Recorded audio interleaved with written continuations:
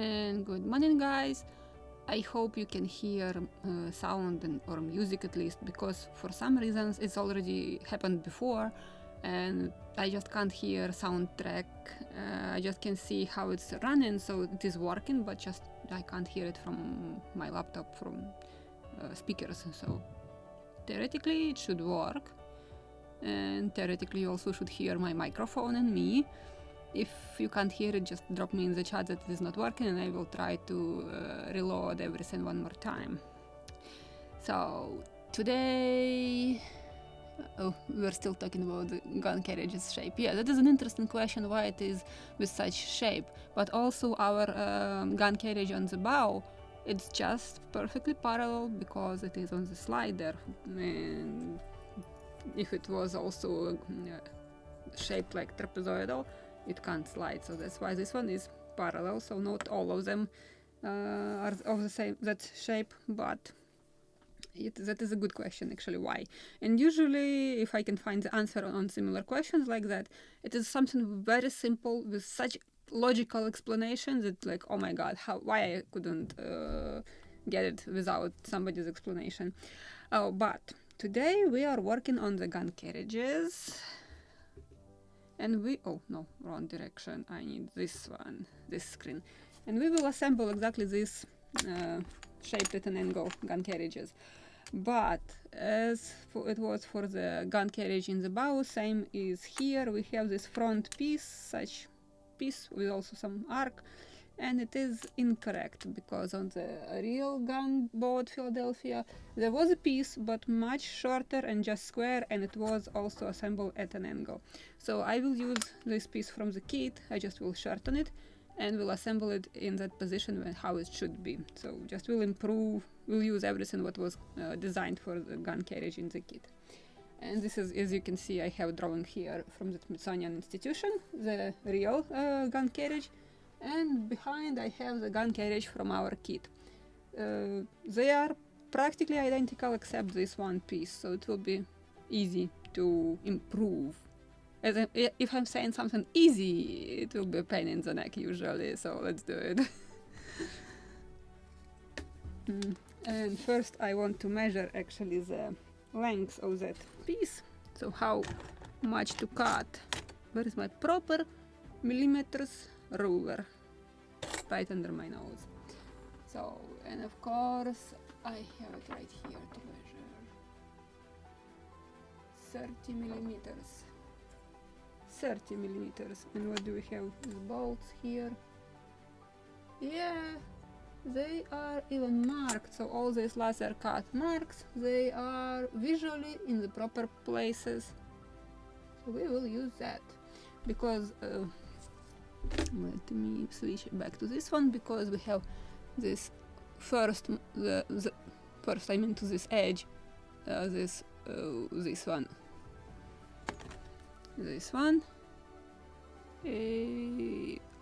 I'm looking at the screen same as like to look in the mirror and try to show you. So this is actually the bolt for that piece, which should be at an angle.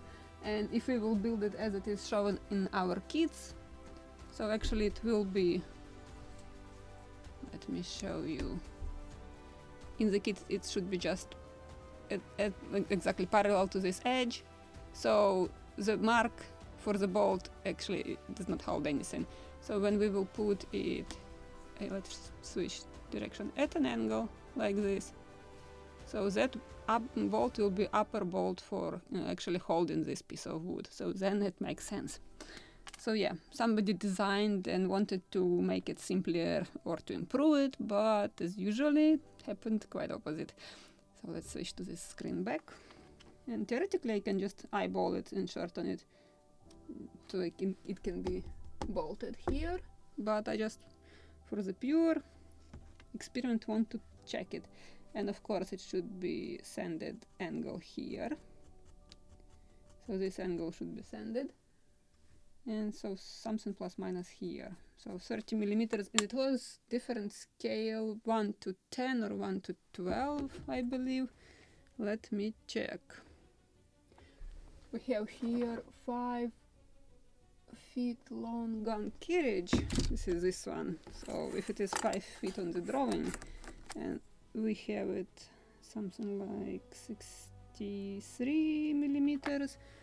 So let me convert it into proper scale. 5 feet. I'm using converter into metric system because I'm still thinking in meters, millimeters, centimeters.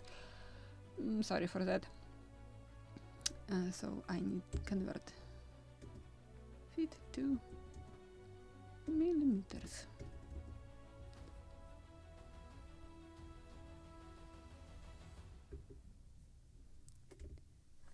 So it is, I need calculator.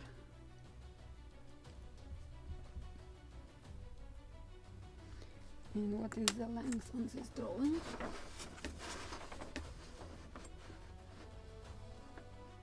$142. Yeah, it is 1 to 10 scale. Good. Just wanted to check. So if it is 1 to 10 scale,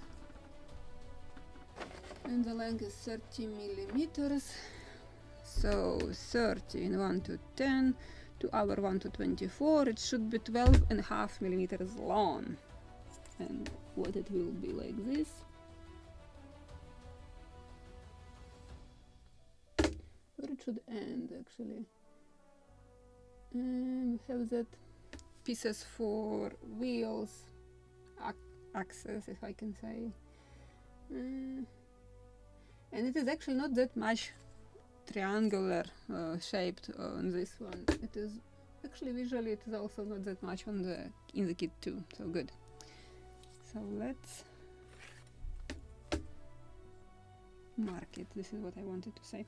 So when I probably should shape first angle, and by I even put proper angle here. So I will use my disc sander. If I can get it, come on.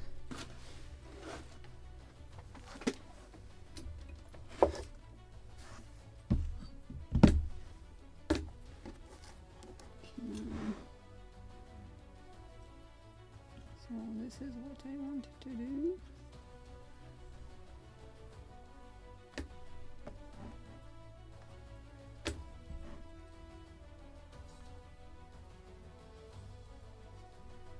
And I need to create this angle. Don't want to clamp it. We'll see if I can do it.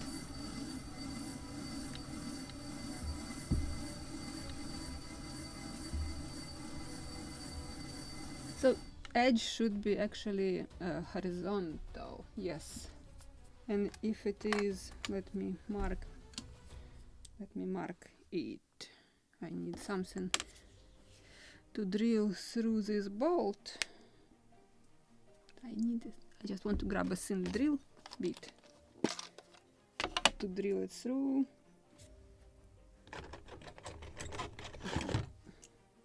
So I can mark it.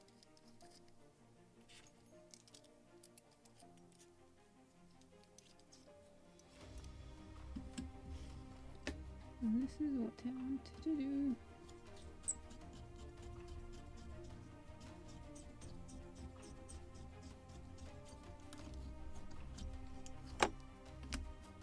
Just wanted to get this mark.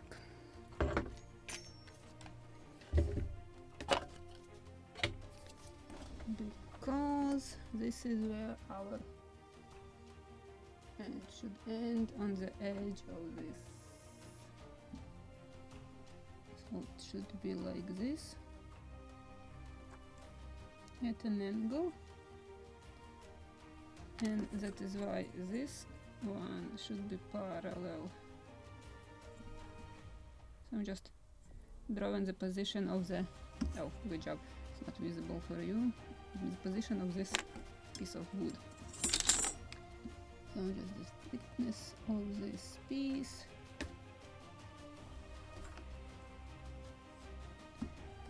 So this is what I'm making right now, getting this angle same here, but I also have to cut, where is it?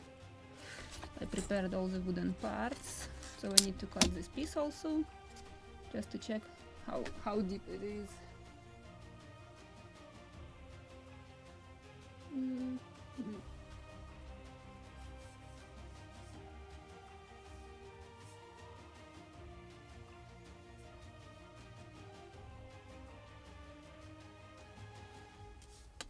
let me just find something to cut it, like scalpel, for example. I can see two here, but should be... Oh, they are different, okay. Front and rear ones are different, and yeah, it is the same here. The rear one wider, so it should be here. This is the rear one I cut, of course. And the front one is narrower. So I'm checking just numeration of parts from the kit, and then I'm trying to convert them into parts which are in the drawings, original drawings. Like this. So this is our front piece. Wow, it's plain literally there. Not tight at all. Both are the same probably. Yep. Or this is no. So okay. Then this is the length of our piece, and it should be 12.5 millimeters or something like that. And I have 13. So plus minus it is what we need. So now I will get back this piece to sand, get this angle to create it. Come on, don't want to clamp it, but probably I have to.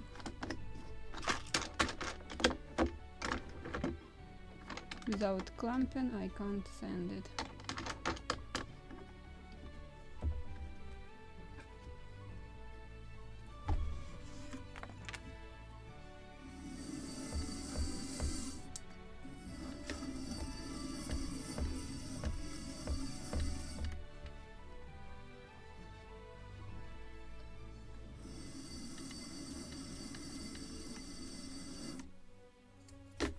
Almost getting there, a little more.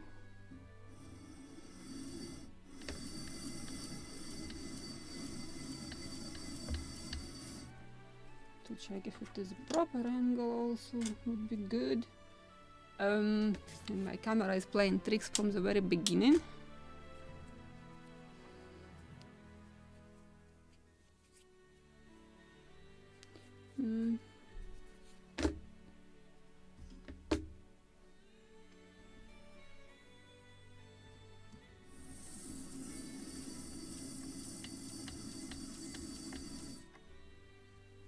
A little more.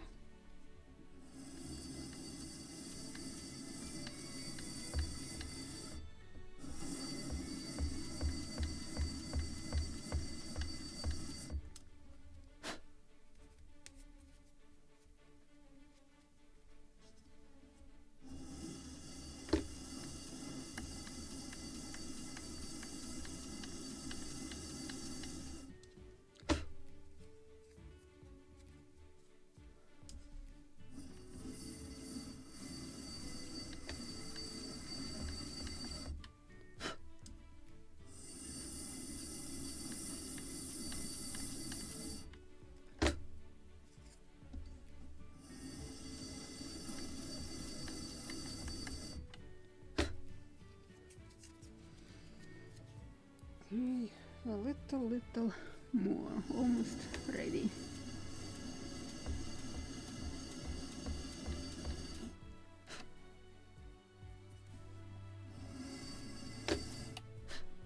Okay, let's check. Just perfect angle. Yay! Now I need to mark where to cut.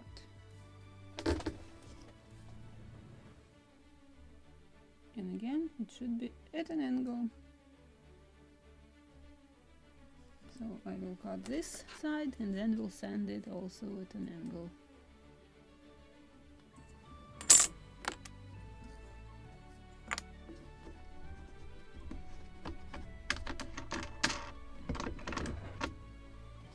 I believe this is the only difference, or I haven't seen anything else. The only difference in between the real gun carriage and the gun carriages in the kit, or design which was provided in the kit. The rest is plus minus correct.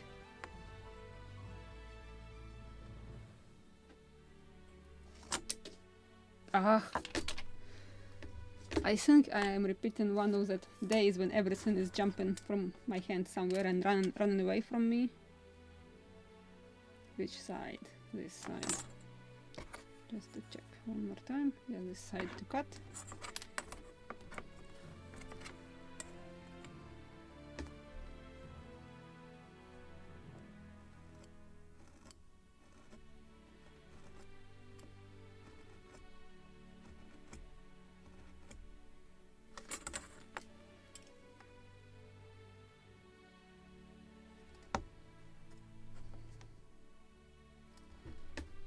Of course, I have somewhere this small saw, which I can use, and it can be much faster than with a scalpel, especially when you have to cut something perpendicular to the wood fibers.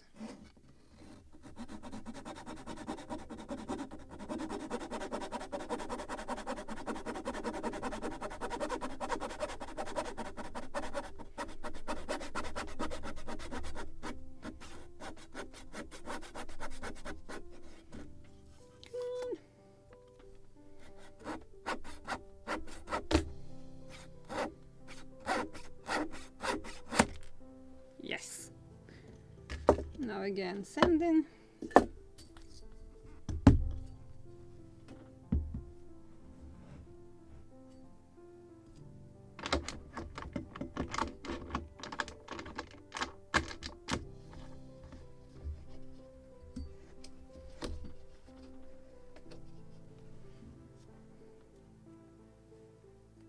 Where is that piece? To check, yes, it is correct.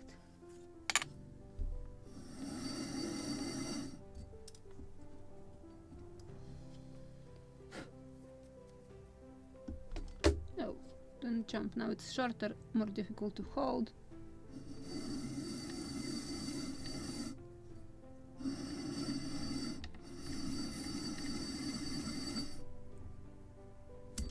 But not impossible.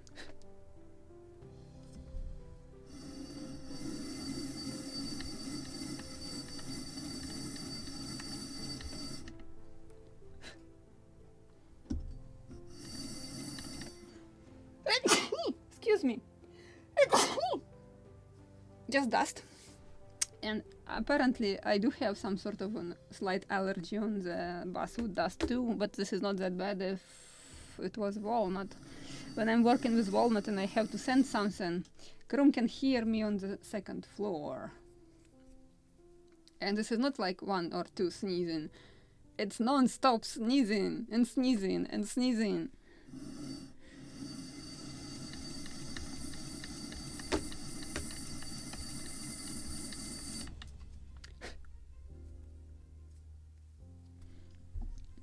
Two more.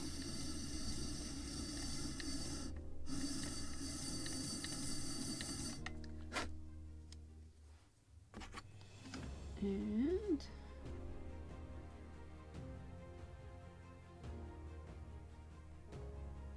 maybe just a little too long, but we can just move a little up. Oh, I could say it's practically perfect. Maybe slight touch of sanding more.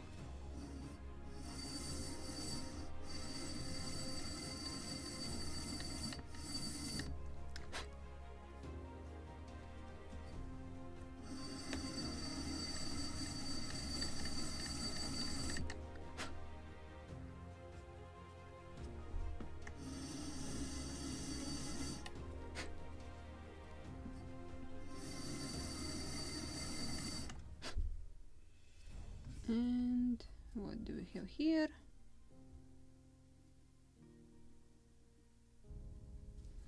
Perfect. So this is what we will do with the second piece for the second gun carriage. The same piece should be sanded, and then we will glue, and while these two will be glued and drying, we can work on the gun carriage, which is already dried for the bow. And in the end of the live stream, I want to oil all that wooden parts, knees, gun track, one more time with the oil, and then I will use shellac on top of it. So I just want to make darker brown color of that wooden parts to create a little deeper or bigger volume. How to say? What word to use to say it properly? Probably depths can be deeper. So if I want to create bigger volume, so yeah, bigger volume on the model. Trying to play with terms. Okay, doesn't matter which side. What does matter? This is second side.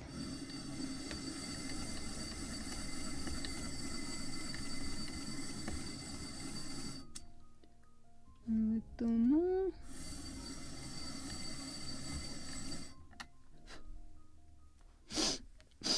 Oh, yes, definitely. I want to sneeze more. Oh, thank you.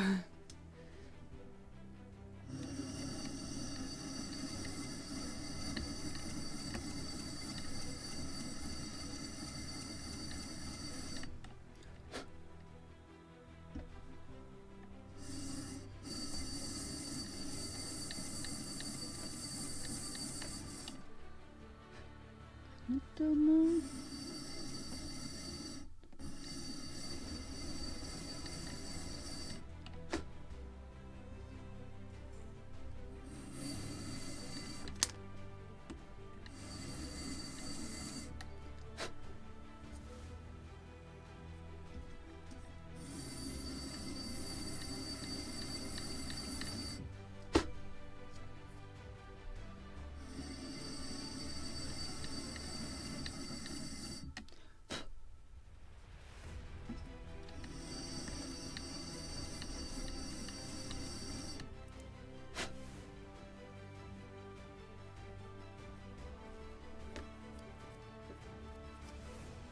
Where is it? Piece.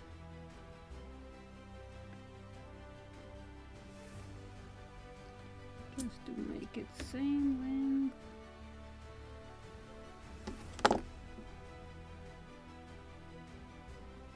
The angle is same. Wow. And I was just eyeballing it.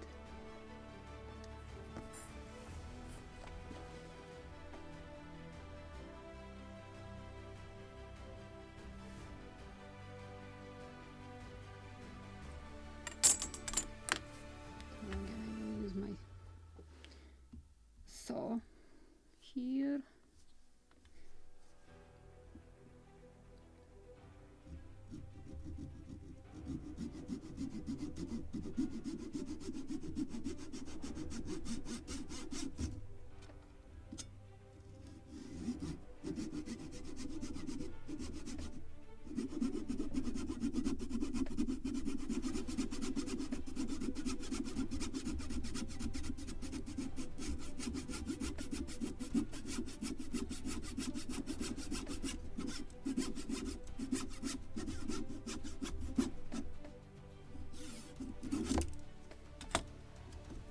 And a little more of sanding.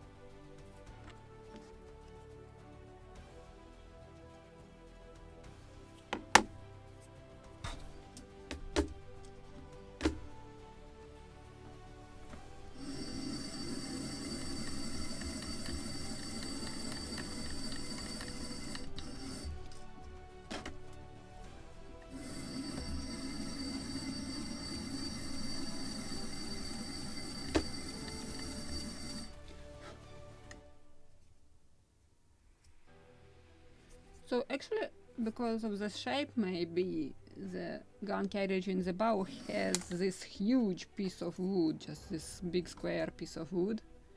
Maybe exactly because to strengthen it more, and maybe the shape really influenced somehow when the gun carriage recoils. So, you know, but definitely should be the explanation, and it should be very simple.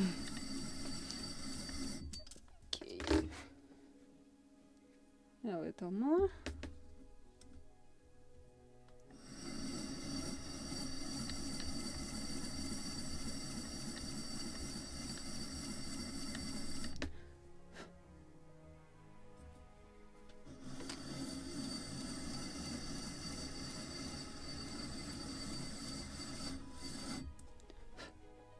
Almost ready.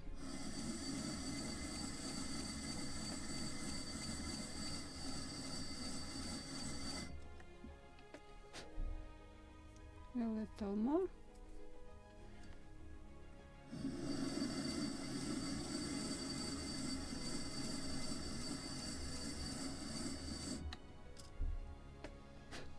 A little more.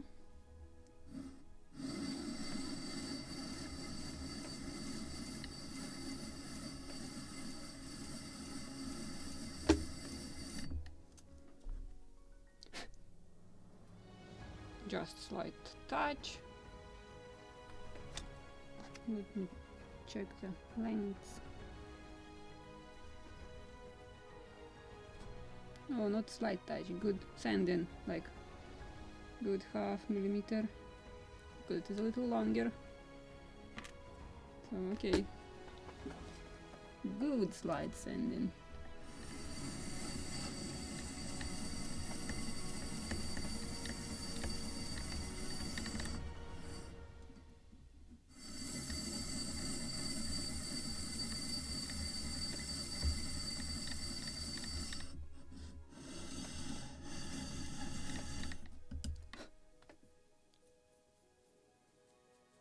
I need to send more right to this marking.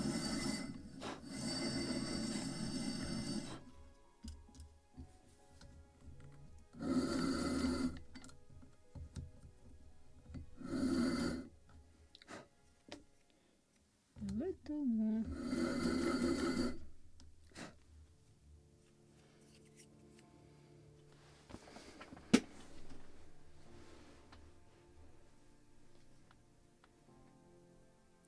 Rich, yeah, I like that word.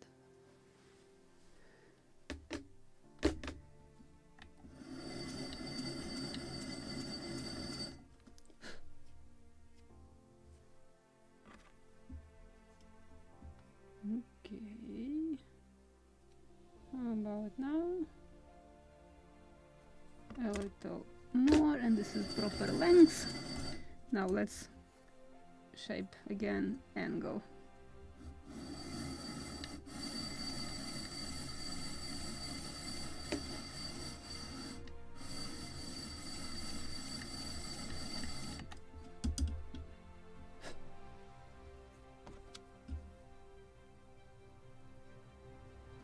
Oh, almost ready. Oh.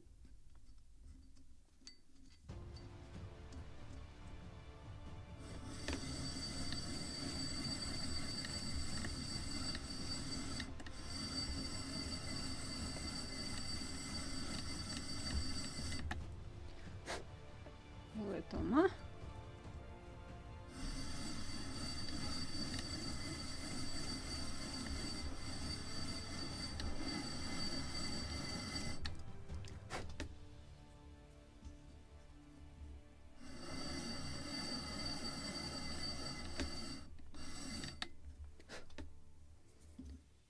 Okay,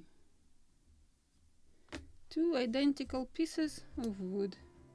So this is our front part. Now we can glue, or first we need to also sand all these traces where we cut it from the, if I can find my favorite file for this job, from behind the drawing.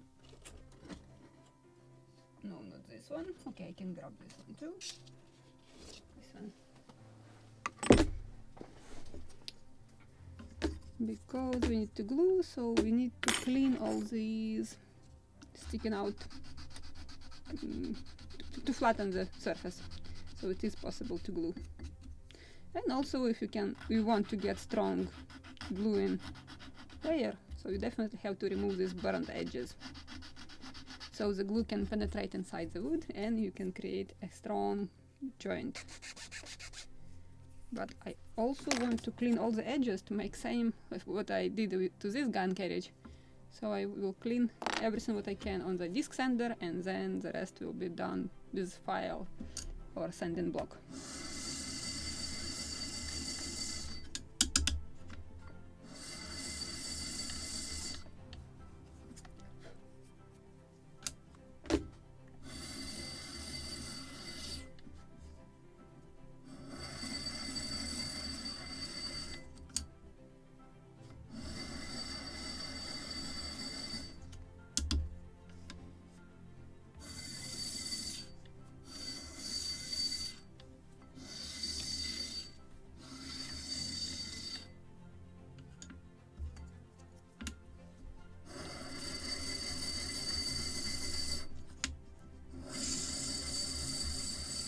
This is minus laser cut parts. They have this burnt edge, and if you want to get that realistic like it was really done on the real ship, you have to remove it. So to open this bare wood, so after using oil, shellac or anything what you prefer for finishes, you really can see the wood, not the burnt edge.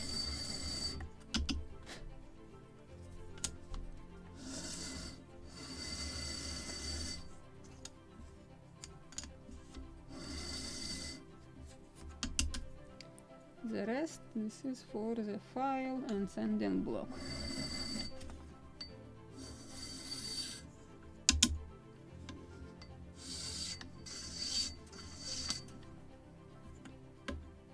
Okay, next one.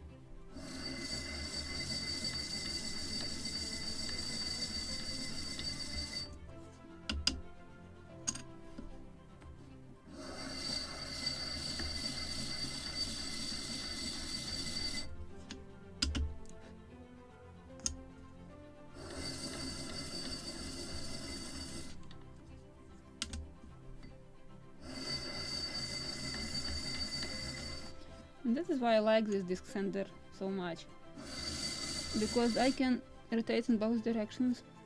I can use it around this edge because this table is moving, so I can move it closer, and I can work around like with such parts because I have the surface here. And the disk sender itself not covered with anything, so I can work around the edge and to get access into such very difficult to reach places like these. Proxxon can't provide you with this because it is enclosed in such plastic cover, sort of, and you don't have continuation of the table, so you can't work like this. Although it is sometimes very useful because you can send something very fast, but you can't make such slight touches, like just to touch, and the part won't deform too much or won't be sended too much to the point when it is deformed already. Just to remove these burned edges without actually damaging it and deforming it.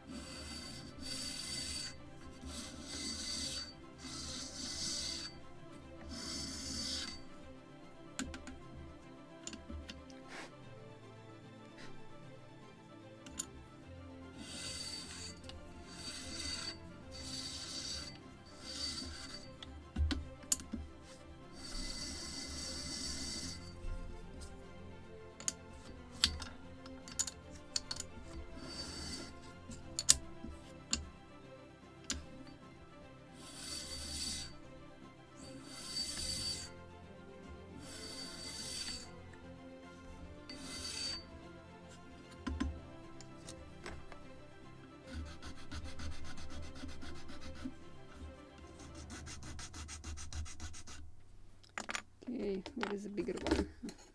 This is the last of these big pieces, and then we have a bunch of smaller ones. Oh, and I need to cut a few more pieces, I believe. So let me deal with these, and then we will continue with the rest.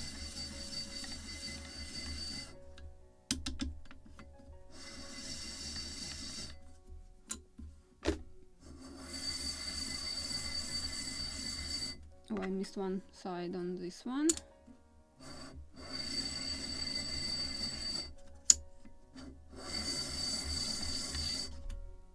Clean. Slight touch.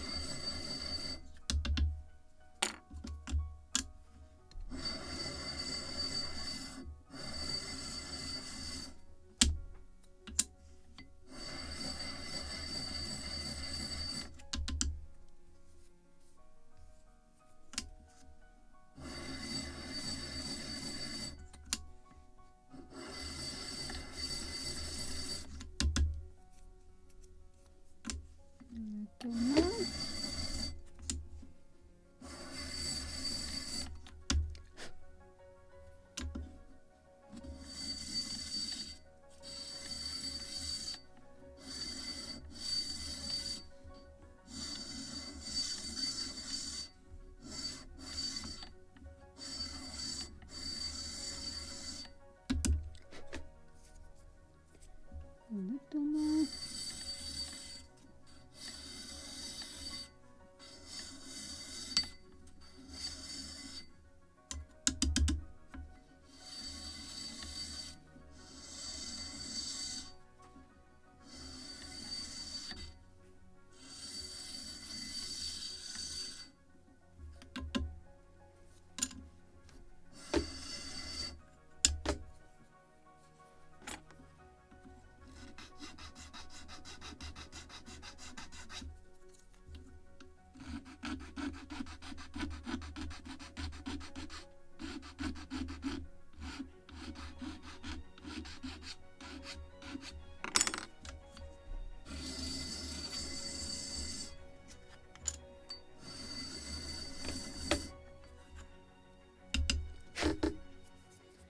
And what do we have more to send? Yeah, this pieces and something else I have already cut, so we will send that, and then we'll cut the rest.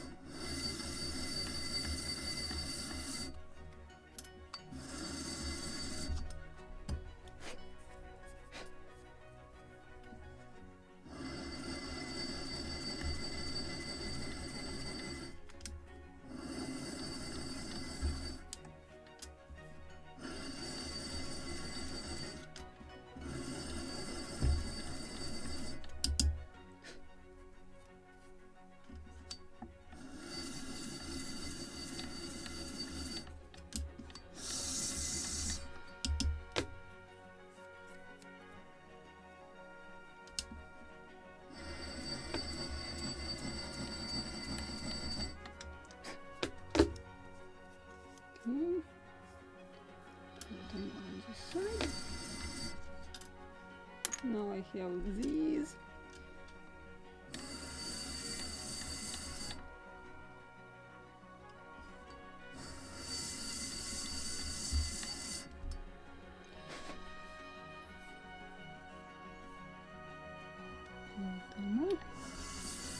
Then we will shape ends into rounded ones.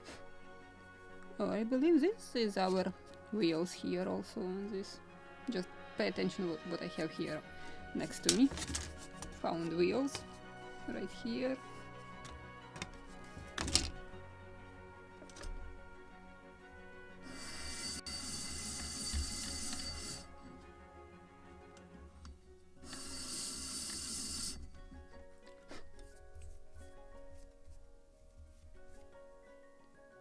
A little more.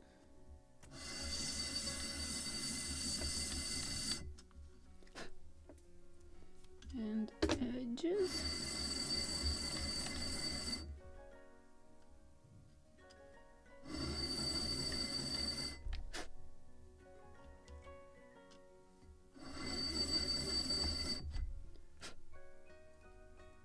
A little more.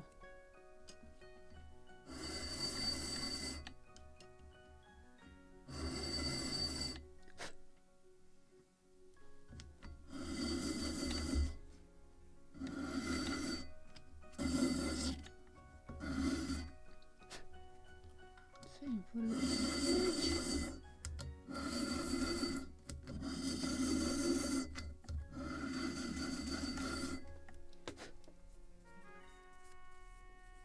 Okay, one more such piece, thin one, and then this is front parts, and we have two for the rear parts. Come on.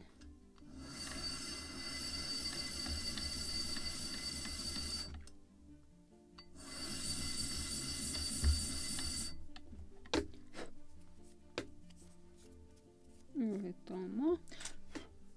Oh, oh! Today camera is playing these tricks. Again, will be 2 hours of prep work, 5 minutes of gluing. This is all what you have to know about ship modeling. You are constantly sending something. Oh, I forgot, you also spend some time under the table searching for the small tiny pieces, which constantly are jumping somewhere, and it is very difficult to find them.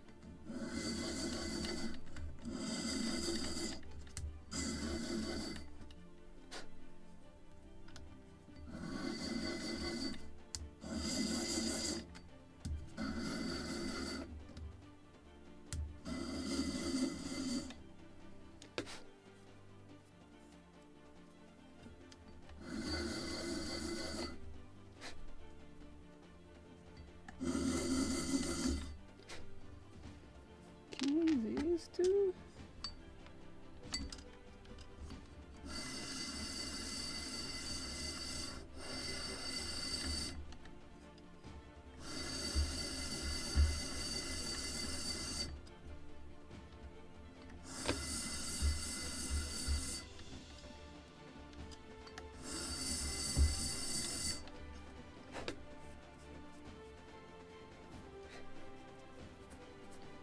Need to grab brush.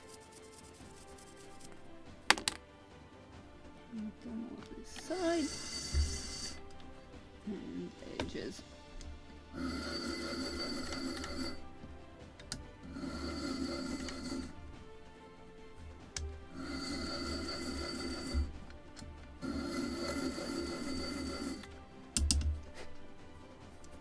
And one more.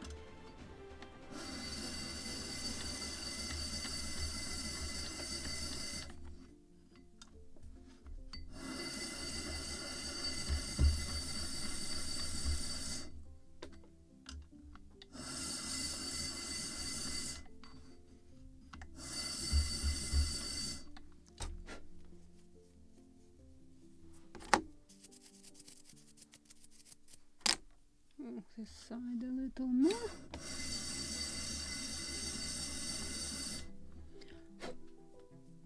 Good.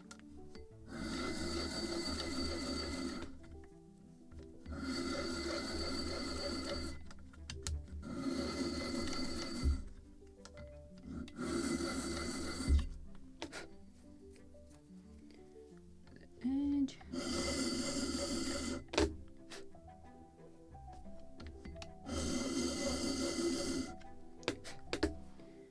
and I have to cut some parts. Aha, I found these two. What are they? C4, yes, definitely.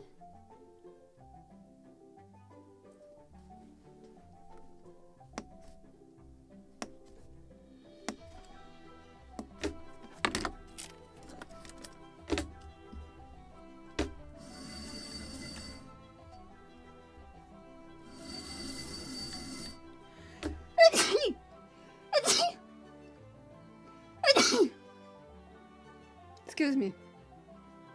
Okay, next time will be 4 times of sneezing.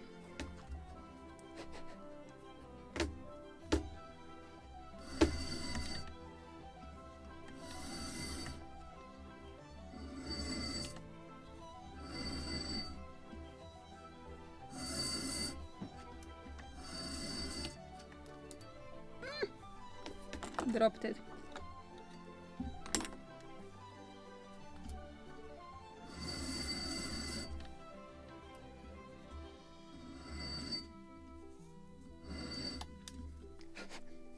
What else?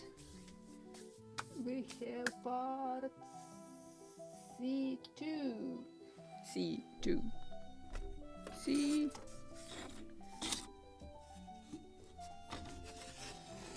I found these cons.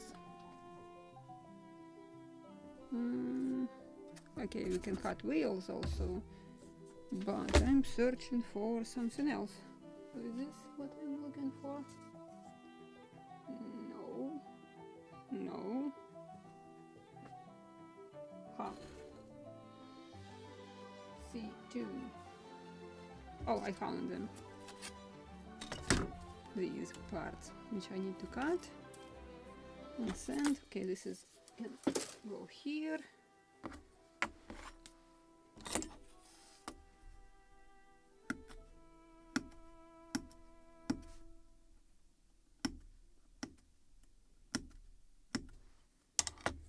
And it can go also in the box.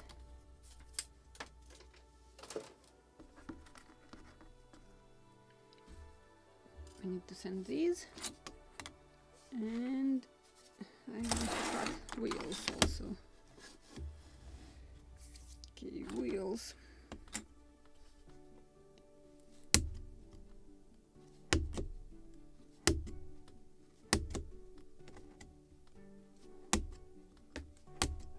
And they are actually all of them same dimensions. Nice. Same on the original drawings.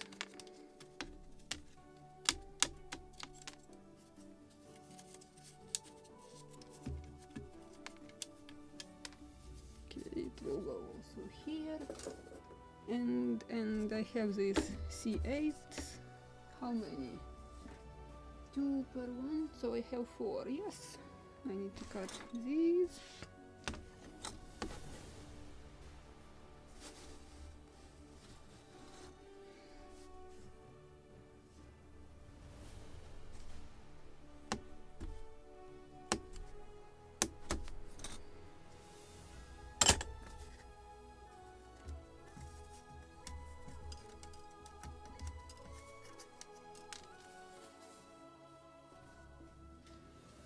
And G5. This is for that one which is in the bow. So I need to cut these two.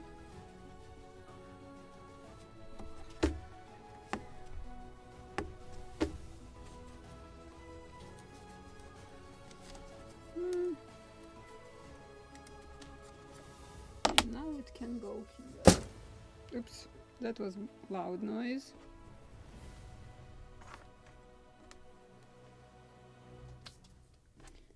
I believe this is it, on wheels. This is what I need to send, and we can start finally gluing it. This is what I can send on the sending discs. I have to send still more with hands. Okay, let's do it. Very tender parts, very small angles.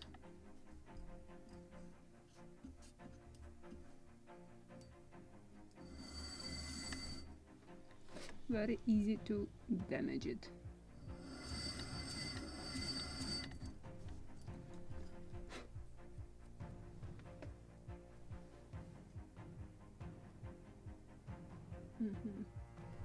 So actually the most visible part is this is the only upper edge, and these edges.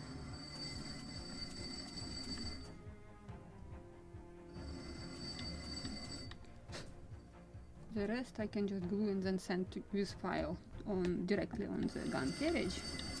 So this is what I will do. I just will send edges and the widest part. I will keep it here.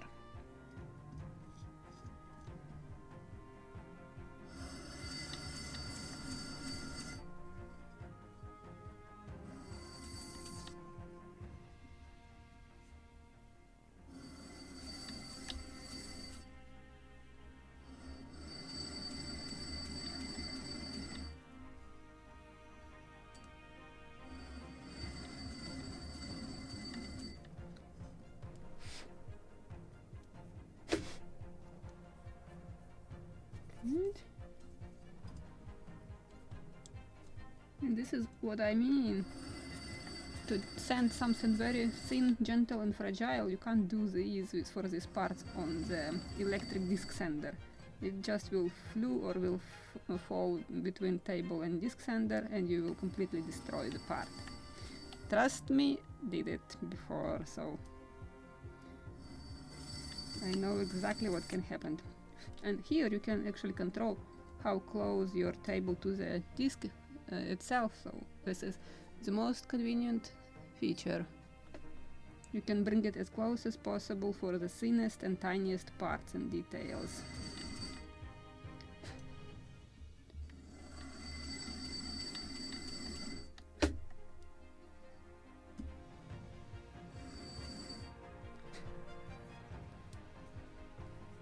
And one more such thin part.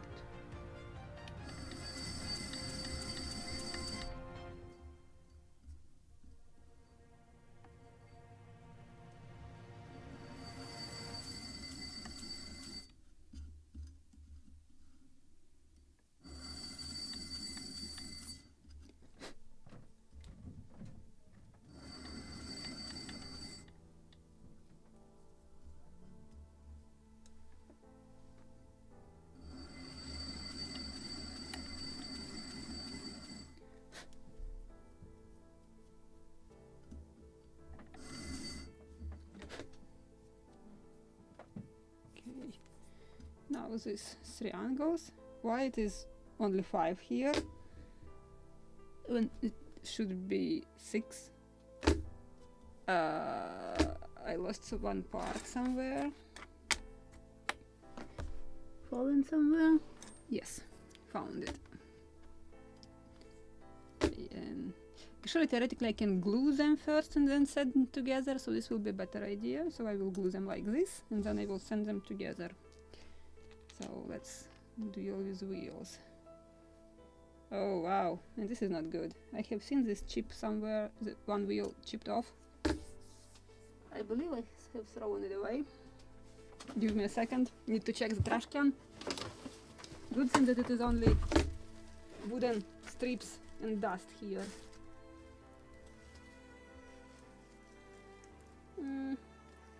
Found these 2 pieces which I just cut from the front part. But not what I need actually. Oh, not good. Wanted to glue that piece back. Or I just need to glue entire piece of wood there. Okay, this is what I will do. Actually, I will sand it to a flat surface and then I will glue a piece of wood and then I will round it. And then I will put this edge visible, so this one will not be visible. Okay, let's make this repair.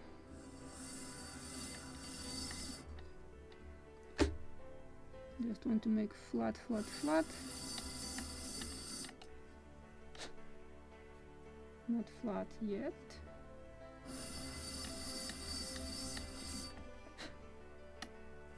Still can see it is not flat.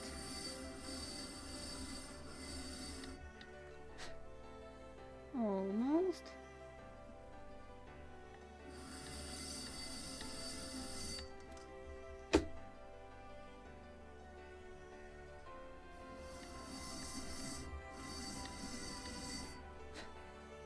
Good. Now I need a piece of wood. We'll throw away these. We will use same. Just will cut, chip off, or just piece. Maybe I can just break something thin here. Like here, if it will break. Or I have to cut something. Where is the cutters? Just a piece of wood.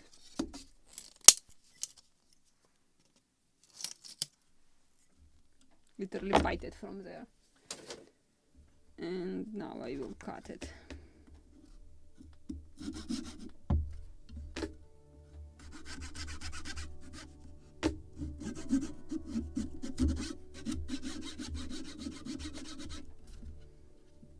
A little inconvenient when the table is constantly folding.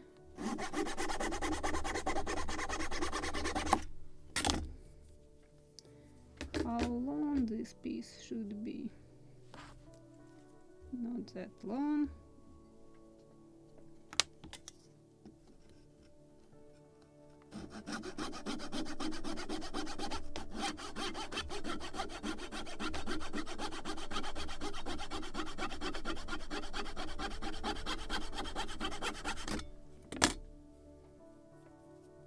And probably I will glue this side, so I will sand side which I'm gluing to bare wood,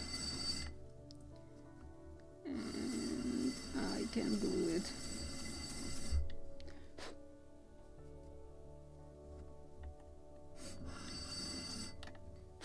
When it dries, I will shape it again, properly rounded and sanded. So let me find a drop of PVA glue.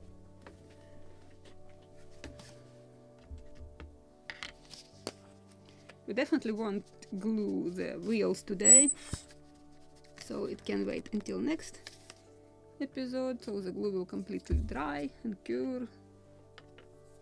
And I will use this needle for applying the glue, and I will be generous here with the glue. Yes, I'm cheating. And this is what I'm saying constantly, and I'm stepping on these rakes constantly. Basswood is very fragile. If you are cutting something along the fibers, it can crack, chip off easily. Pear is, before I thought that pear is very tricky in this chipping off, but after working with basswood, no, basswood is worse in this. It can play the trick in the most inappropriate moment when you already almost cut everything, in the last moment, the last slight touch, and it cracked. Yeah. But this is what I like the most about wooden ship modeling. You can repair everything.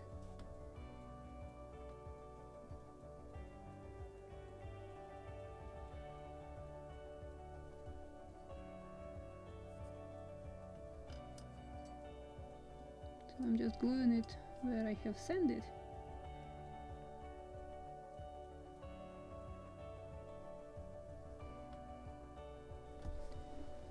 Where is my favorite tool to remove glue?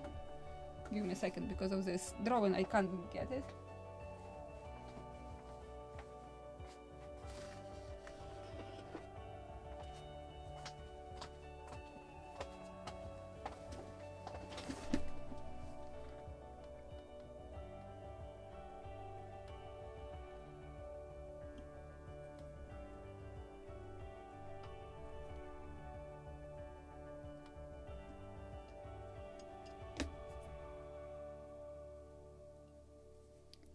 Let it dry.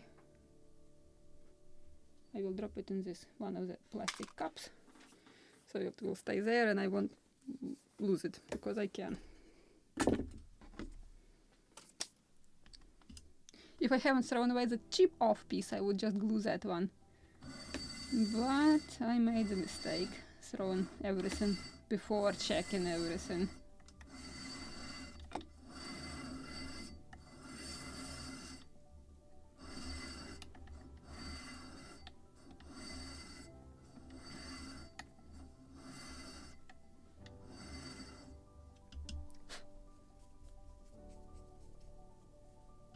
there is always an option to glue it, then you can hold it much sturdier, or it will be more convenient to hold and then sand, but I will do it like this.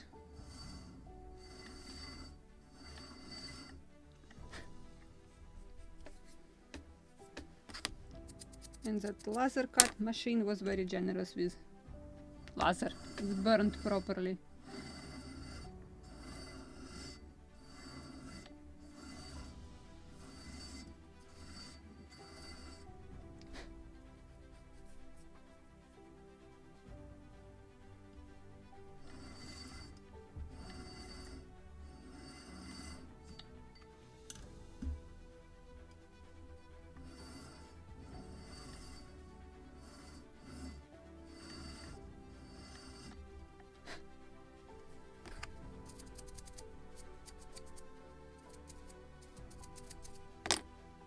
Little more.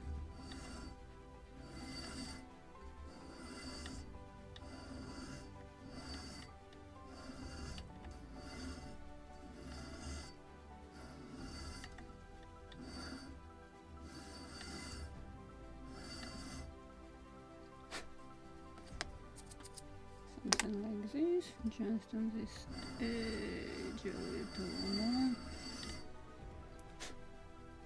Good.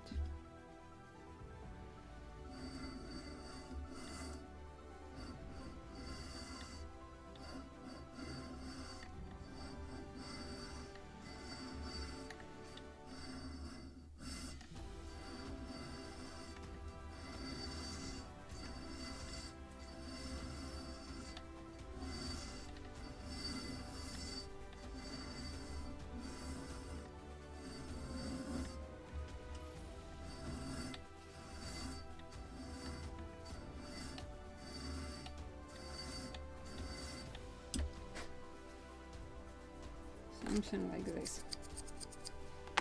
Yeah. 7 wheels more. Oh, this is what happened with the previous one, and this is what is almost happened with this one. But this one I will glue properly.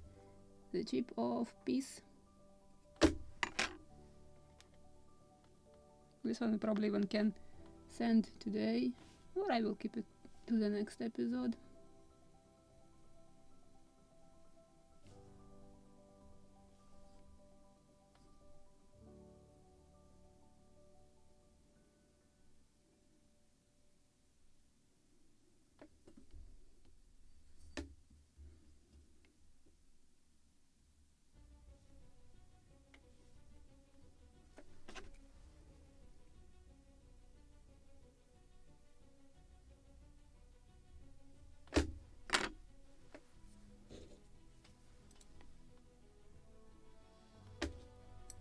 And actually with PVA it won't be even visible, this seam.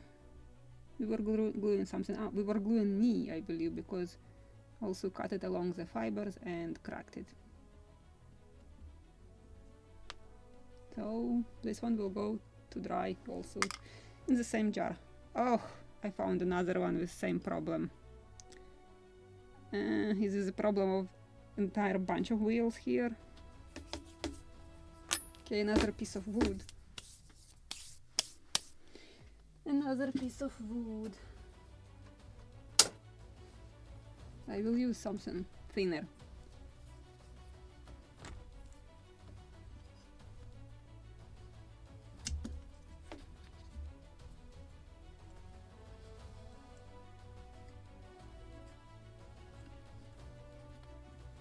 So this is what I need. Just such a piece of wood.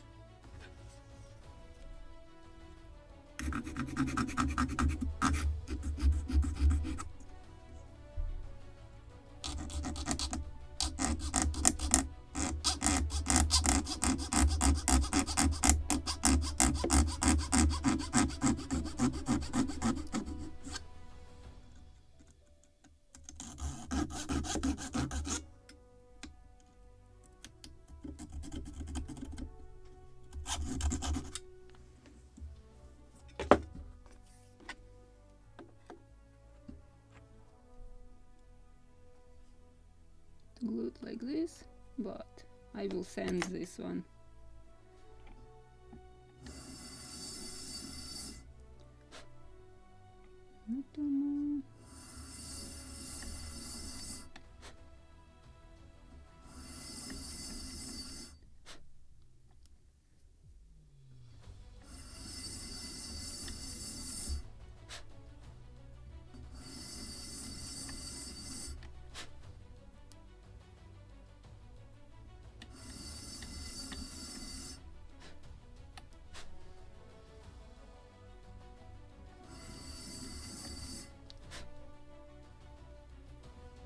Like this.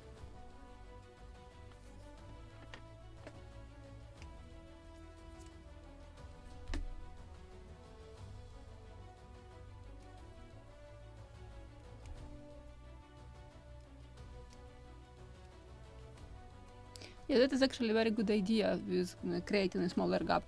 I was actually making plexiglass. Just plexiglass, you can cut longer table, wider table, and I have seen how people were cutting that plastic cover around the edge. So we just were completely cutting it with a rotary tool, that small disc cutting wheel.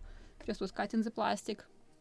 It was a weird look, but this is how you can get can work around the edge. And if you will make a plexiglass table longer and around the edge, you can work also with a Proxon disc sander around this edge, like with this one.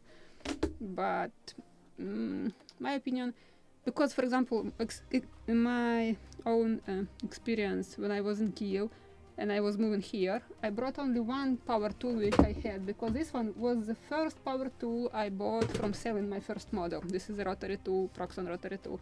But the rest of my tools, before moving here, I sold. And usually I'm also keeping boxes, because this is something, if you have box, even if it is a used tool, you have bigger chances to sell it more expensive, let's say, with the box. So this is just why I'm keeping all the important boxes from all the tools. I have all the boxes from all the tools in this workshop, as a matter of fact. Entire basement loaded with folded boxes, but I have them. So that's why I don't like to damage, so I prefer to keep it as it was manufactured by manufacturer, where I just drop the needle right here. And I don't like to improve something like tools with damaging tools itself if I can't improve it without damaging. So like just to clamp additional plexiglass table, it's one thing. Another just to cut a piece of hull of the tool itself.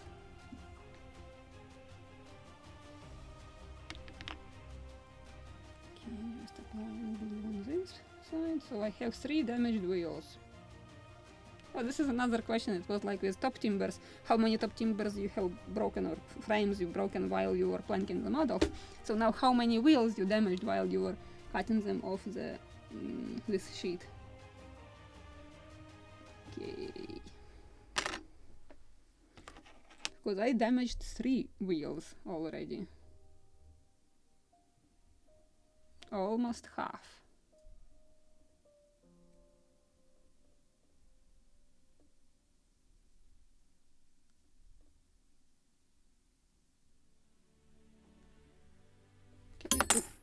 And this one also will go to the plastic cup to dry till next episode.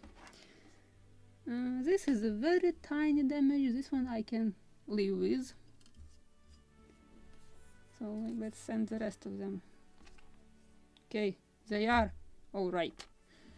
But 3 wheels I damaged. So now I want to hear from you how many wheels you damaged while you were cutting them out of that laser cut parts. Sheets with laser cut parts.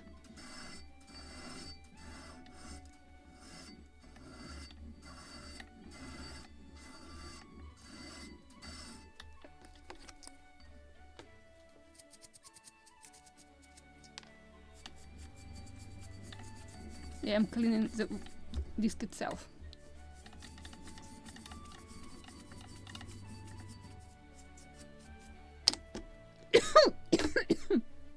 It is dusty.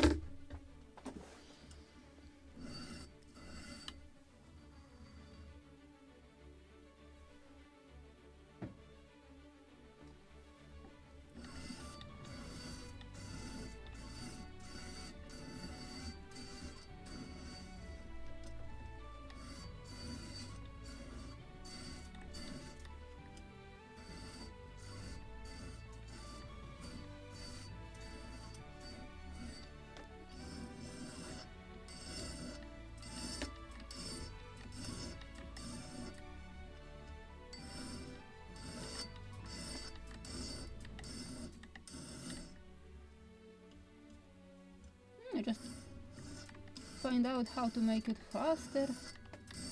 It is a wheel after all.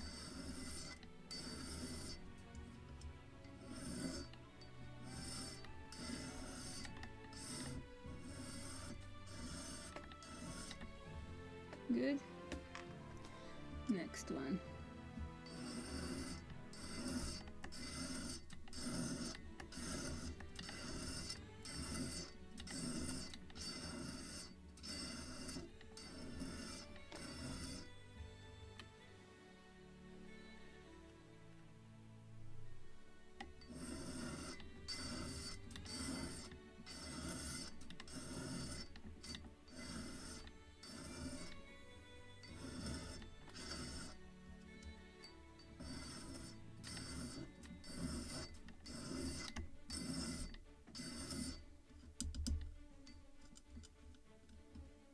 Maybe a little more.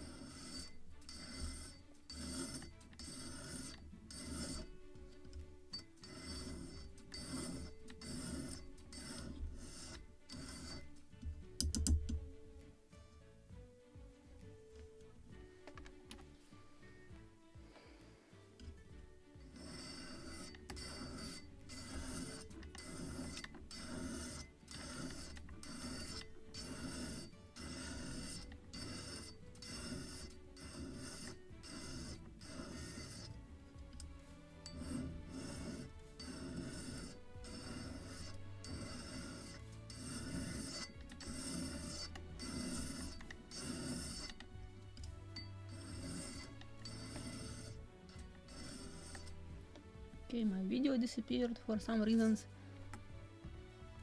and I can't see the chat. Not good. Chat, yes, good.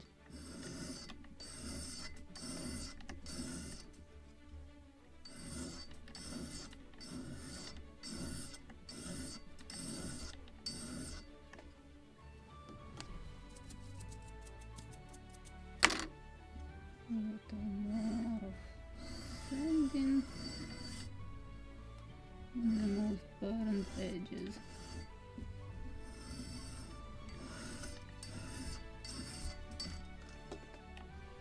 My wheel.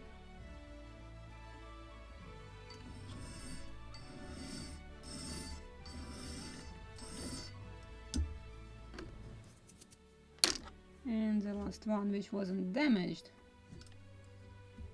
because 3 will wait till next time.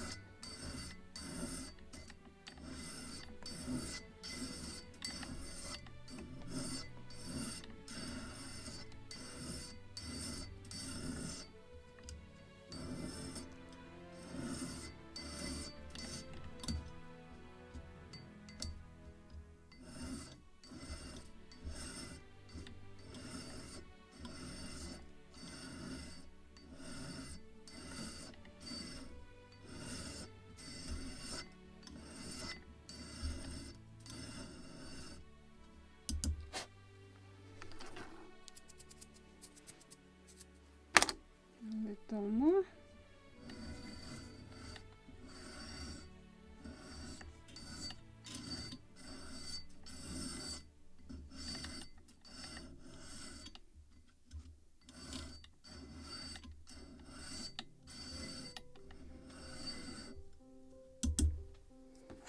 Perfect. Now it's time to glue something.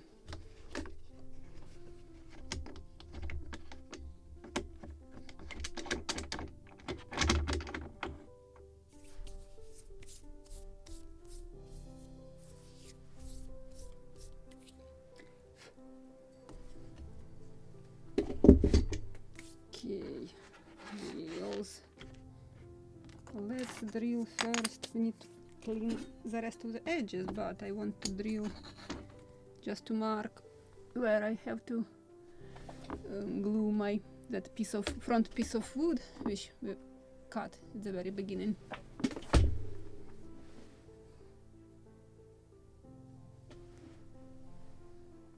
The drill bit right here.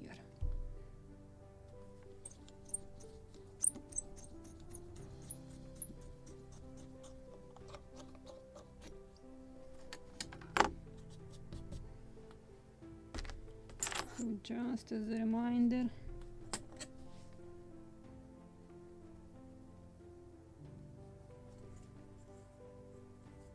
Too tall, too high.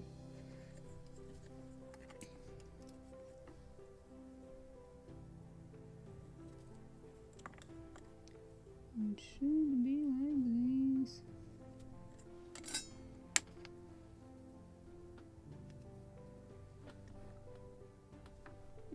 Where's beautiful one? This is the one which is beautiful.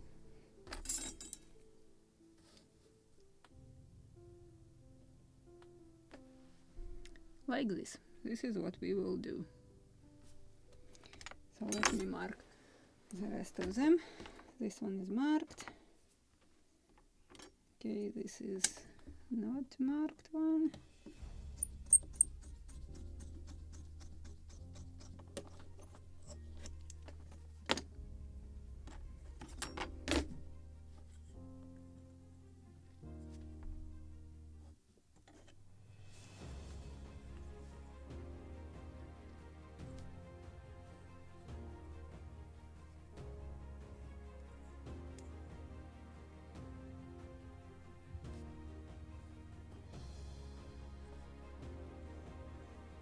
It should be.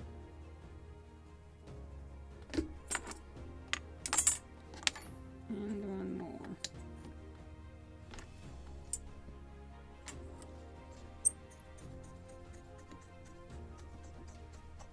Yes, the diameter, if I remember correctly, should be 1 millimeter, but I'm just doing this for marking to get this on this side. And I need to get sandpaper, and I have to disturb my drawing. Okay.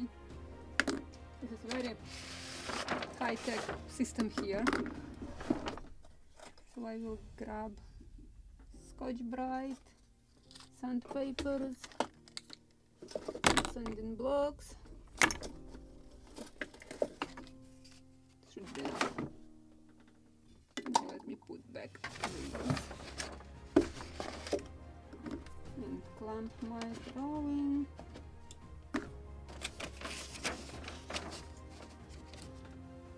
Very high-tech system. This is what I wanted, just to clean wood from this dust so I can see something.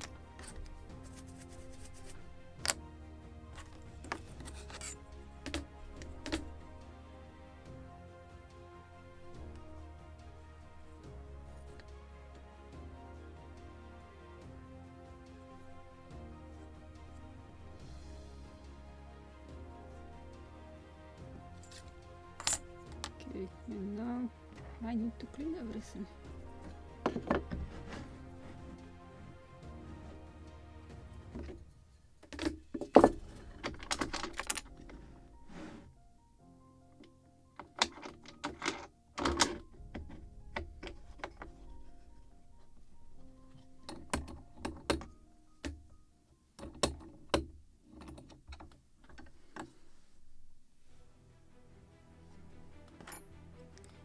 I need to find rounded file, which I again should grab behind the drawing from other side of the table.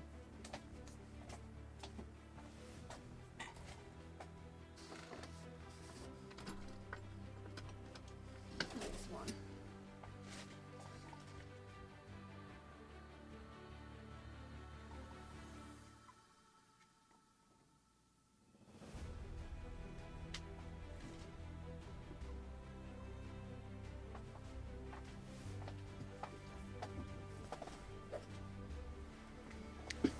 So decided to fix a little field of depth, and we can do this now.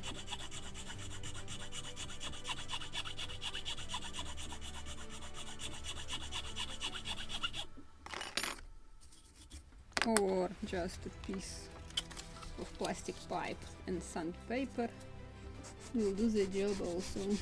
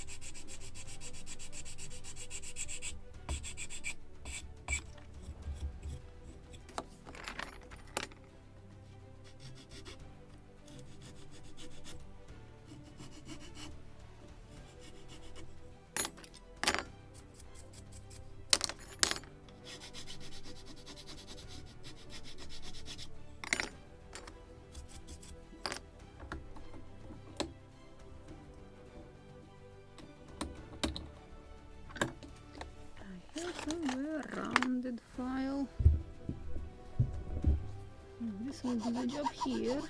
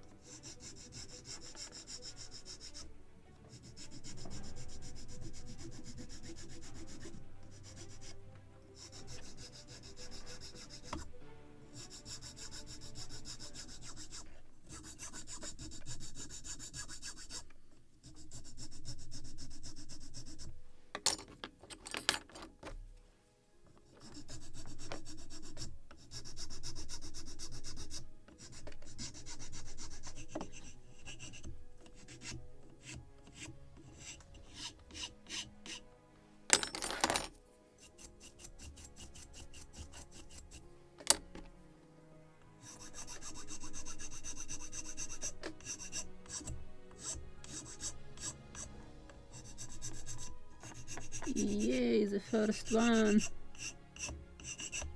I have bad feelings that I won't glue anything this time, but at least I will oil the parts on the deck. Because it's already 1.5 hours of sanding edges.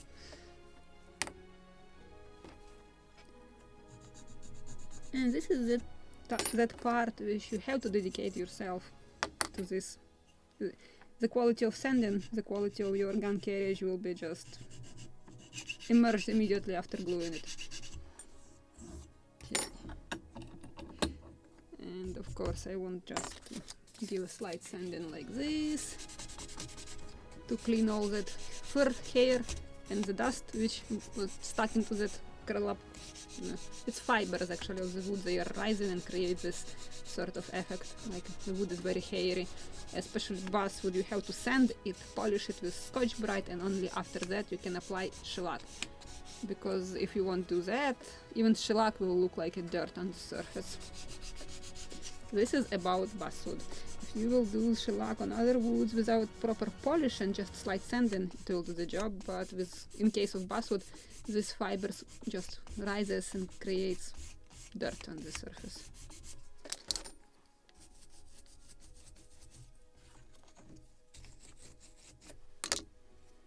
Like this, you see how dirty it is, and this side was just sanded, this one without sanding at all. And if I will polish it also with Scotch Brite, maybe like this one, it will be clean.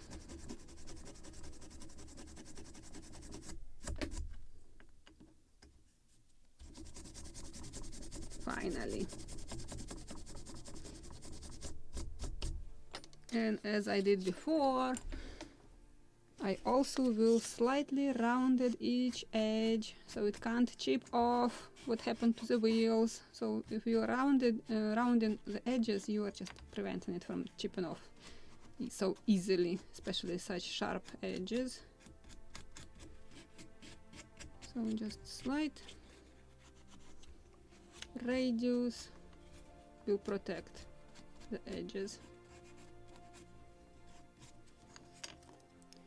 Now let's clean other side. Of course I marked it, now I will sand it. Good job.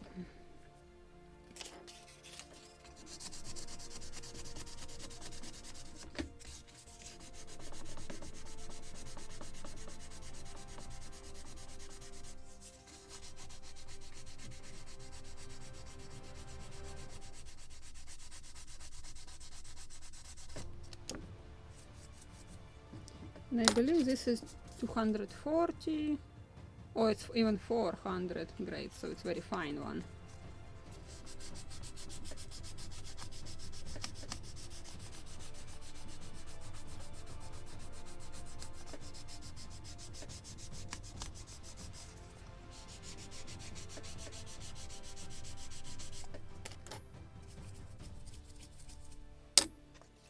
This one is 100, I remember absolutely sure, just to clean this burned angles.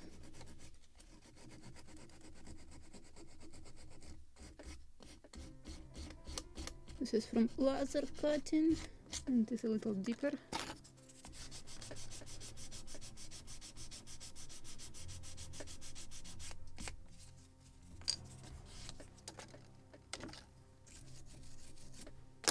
And Scotch Brite.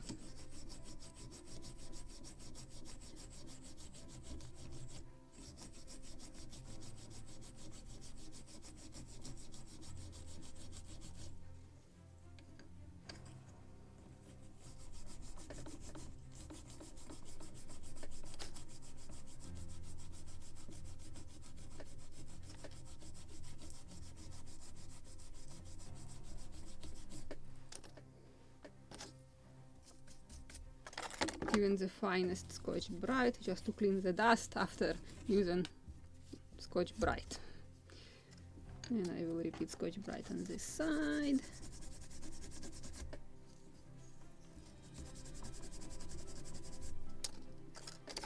We'll create slight radiuses on the edges on this side.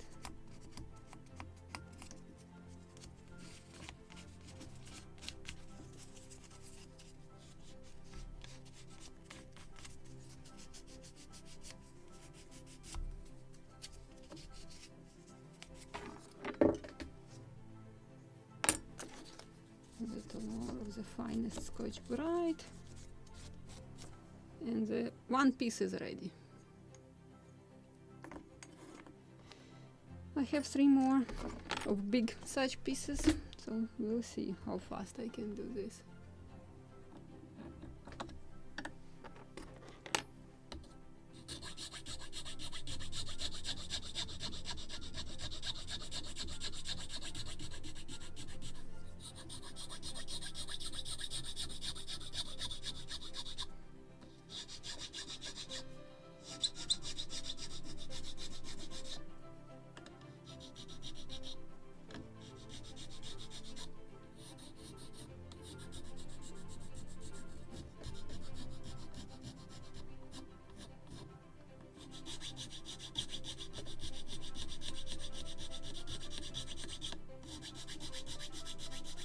This is just really a type of meditation, just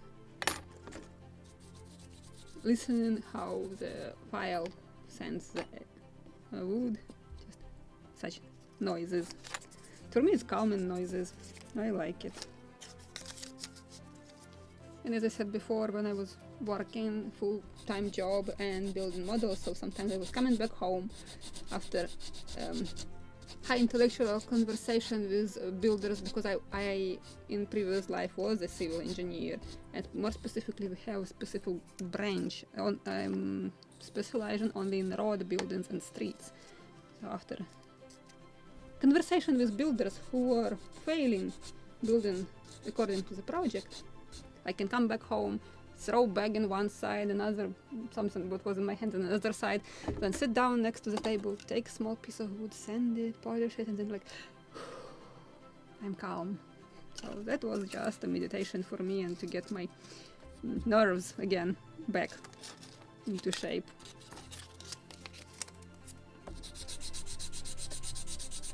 Okay, I like it after the sandpaper. When it is visible, clearly visible. Wood, texture, fibers.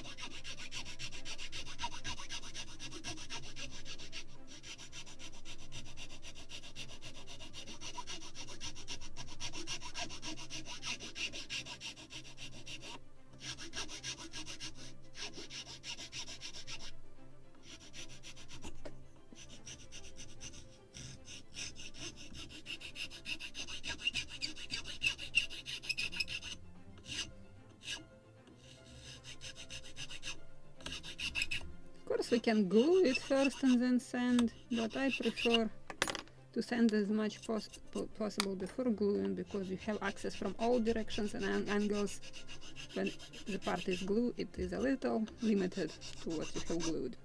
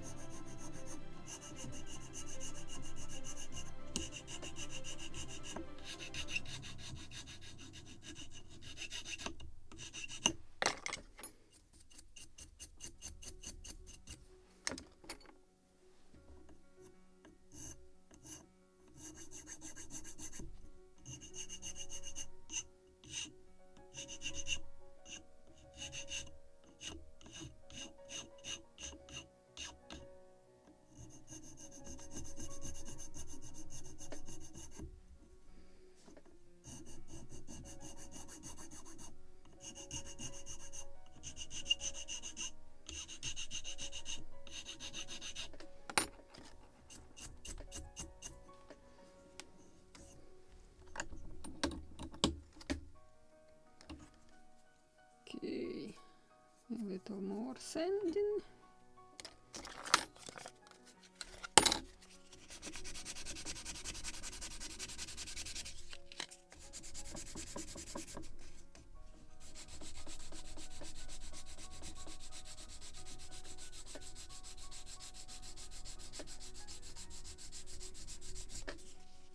Yeah, I had two big plans for today. Like I said, like to say, Napoleonic plans. Want to do everything today and barely can manage half of what was planned. But I want to glue them today, so maybe I will make it a little 15 minutes longer, so 1 hour later, as I'm usually doing. But this is really what I want to do. I just want to glue it together so it will dry and we can continue working next episode on parts and details. So let's use Scotch Brite.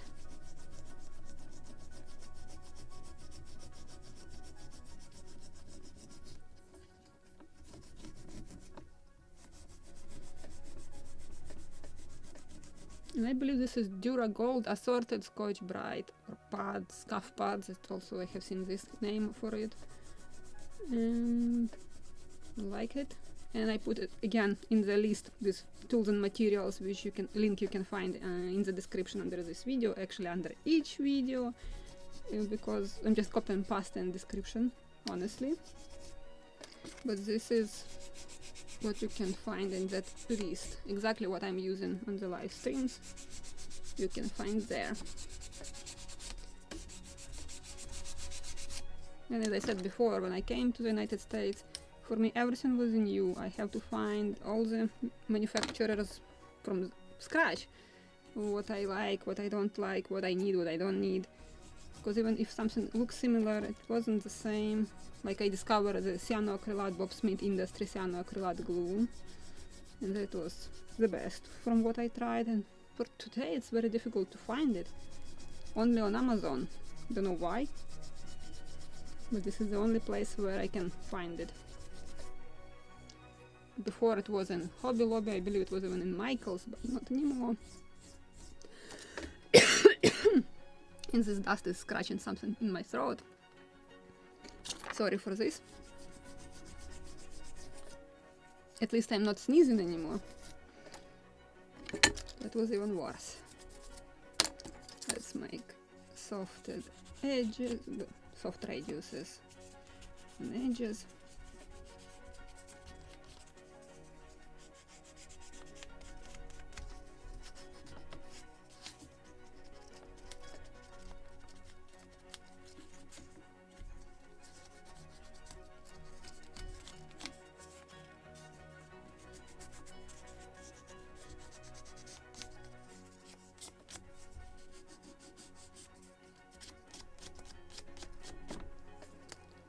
Emilio, second one is ready. 2 more and then a few small pieces.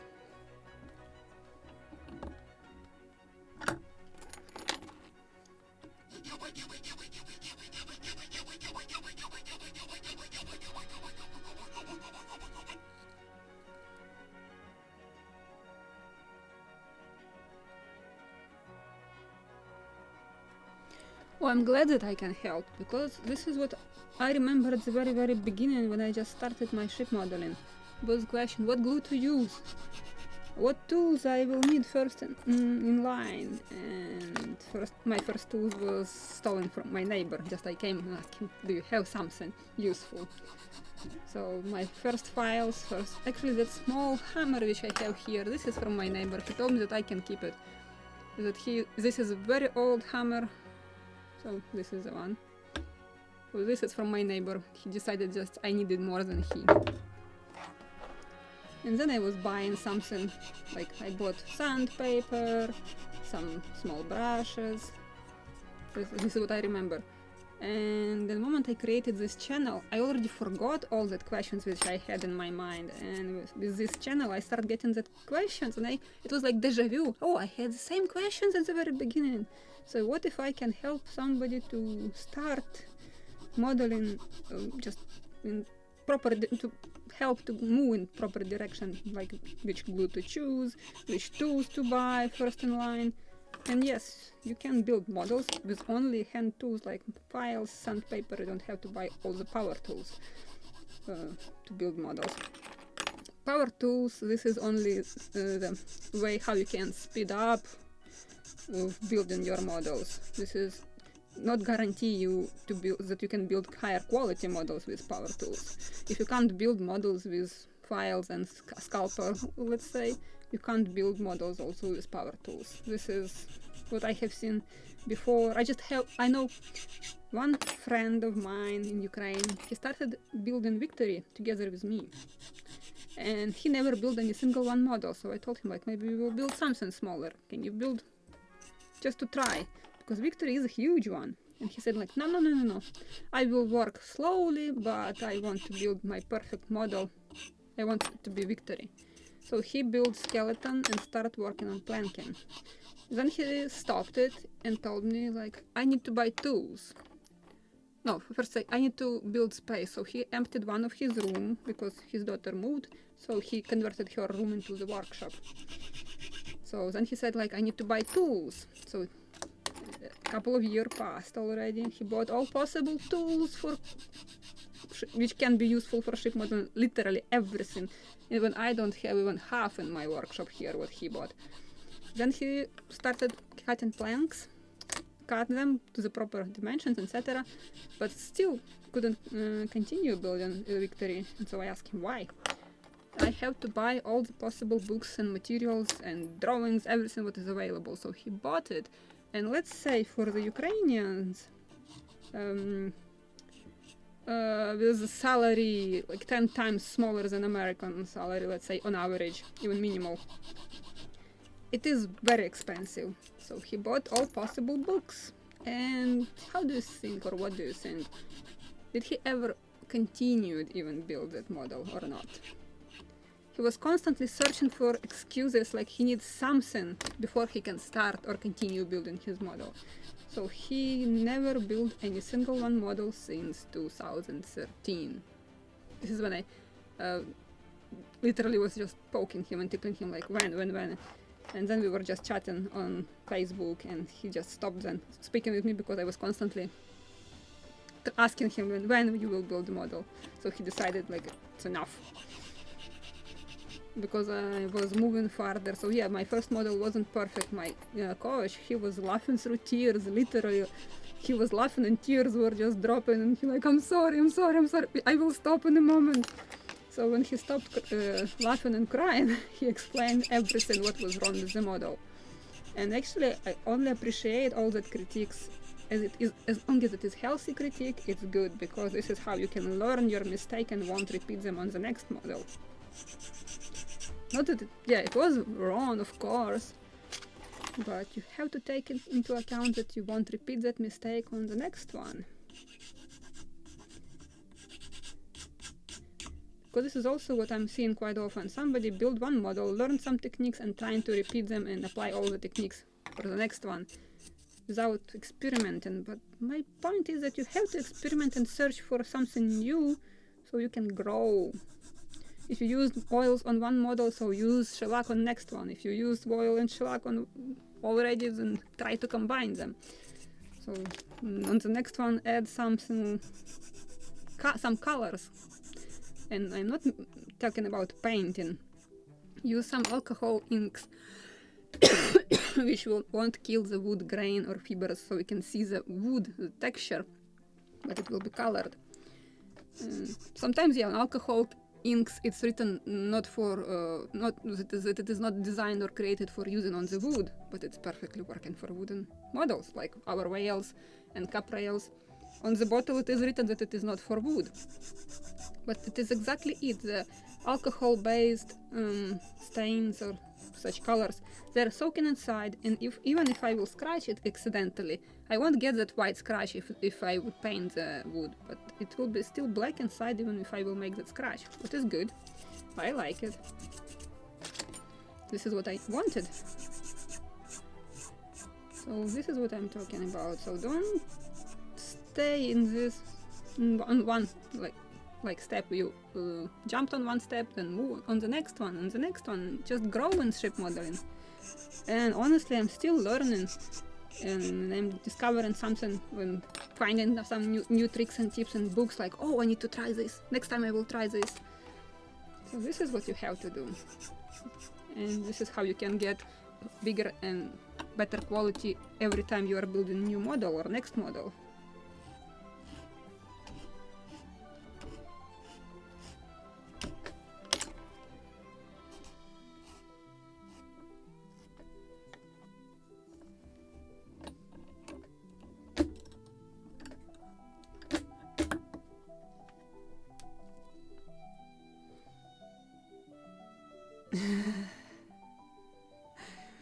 Yeah, I know from where the thoughts came from this article. Just by any chance, have you watched Krum's channel before coming to this live stream, today's live stream?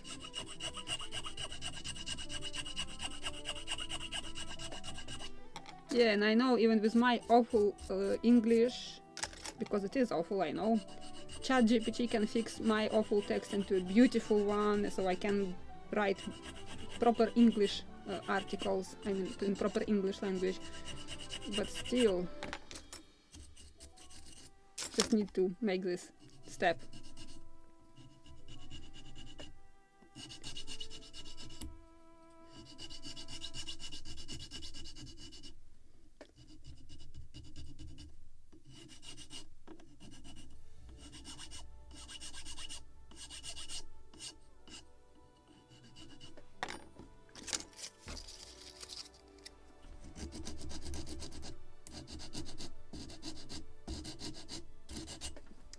But actually, talking about ChatGPT, that thing can't stand with terminology.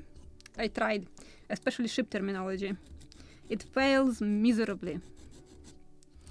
So if you will talk about the weather or something, just regular everyday conversations, it is great. But for the professional articles with proper terminology, that thing fails. This is like automatic subtitles. I remember that something happened to my subtitles on one of the videos with the Boreas where I was discussing boats. And guess in what that automatic subtitles converted penis, the boat. or PNAS, proper pronunciation. So how it was written in the subtitles. So this is what I'm talking about. So I can get very weird terminology. And because I'm building or restoring Boreas and improving her, because she was without any single one boat, so nothing was insert. This part was absolutely empty, without skip beams, without boats, without anything. So I will build boats for the Boreas, and because I am restoring her to that moment when the Nelson stepped aboard her, and right before that, her actually PNAS was replaced with a cutter, so I will build cutter, and I believe it was 28 feet or 30 feet long cutter, forgot the length. So this is what I found in the logbooks, and same what I found in the logbook, that her mast was stripped and painted in yellow ochre, so they weren't wooden. That's why I also paint them, because the model came, it was wooden, mast were just bare wood. So I painted her according to description how she was maintained and what was done before Nelson stepped aboard her. This is what I like the most about ship modeling. If you are building even one specific ship, even if let's say it's Constitution, I would build her how she was launched. And actually when she was launched, she was with the same yellow and black strips, like that Nelson's checker. She wasn't green as she nowadays. And her stern was much more beautiful, so this is what I would build. So I would just dedicate myself to one specific period or time in life of this ship, and just want to make something unique, even if it is Constitution. And lots of models of Constitutions were built, especially in the United States, especially in Massachusetts probably, when you have a real Constitution next to you, literally. But how many models you have seen how she was launched? Exactly, that first touch of when she was just touched the water first time in her life, how she was looked. I haven't seen any single one, honestly, only a painting in the museum. And on painting she is yellow and black, the strips yellow and black. Need something, not this one.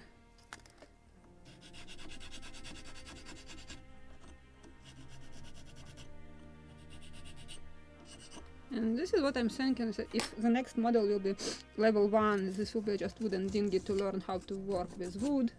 The level 2 we will add painting and work more soldering, so to learn other techniques. Then something to choose for the 3rd level, where we can combine all learned knowledge, learned techniques. And then to choose something to build off screen also, like I will show you how to rig the gun carriage 1, but I don't have to show you the rest of them on the live stream, for example. And all repetitive work can be done behind the screen, so it can be realistic to build a bigger, more complicated or time-consuming model. Because on what you can do during the 2 hours on the live stream, if you want to build really historically accurate model, not how it was suggested to build in the instructions. And usually in the instructions, especially model Shipways, they are making simplified instructions. I'm not talking about the Gunboat. It's unique. It's very, very thin instructions, nothing simplified, no original drawings. But usually model Shipways provides you with everything. You have very good detailed drawings based on the original ones, or original ones like on Pinky Schooner. I had very detailed drawings, really originally based on the original drawings, and very simplified instructions, so you can choose which one do you want to build. Simplified version from the instructions, or you can improve it to the more historically accurate one without actually doing the research. Model Shipways did it for you, and this is what I like. But the Gunboat Philadelphia, when I open the instructions, like, right, there is just direction in which you have to move, nothing, no photo instructions, nothing detailed, just plank the model, first layer of planking, then after first layer glue the cap rail, so after that do that, so but nothing very specifically helpful. So you have to have already experience to build this model, or video live streams when somebody built it and you already know what you are dealing with. Okay, a little more of sanding.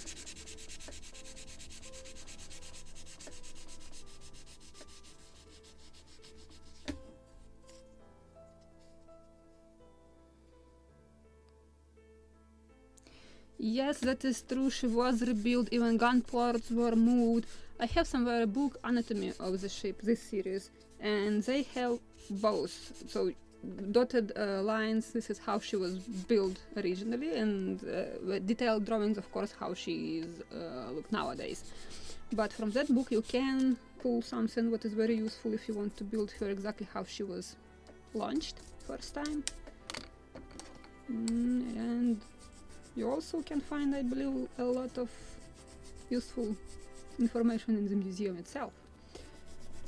So if you want to build that. So actually, yeah, continuation for this level 1, level 2, level 3. And I was thinking like for about how to build level 4, something like Scratch. But again, I will design, for example, bulkhead in CAD, then I can share that file so everybody who wants to build it also Scratch with me on the live stream, you just can download this file, print or cut, laser cut in the local or the closest to you shop laser parts. I believe this is already not an issue, even if it is even in different states, they will ship to you everything.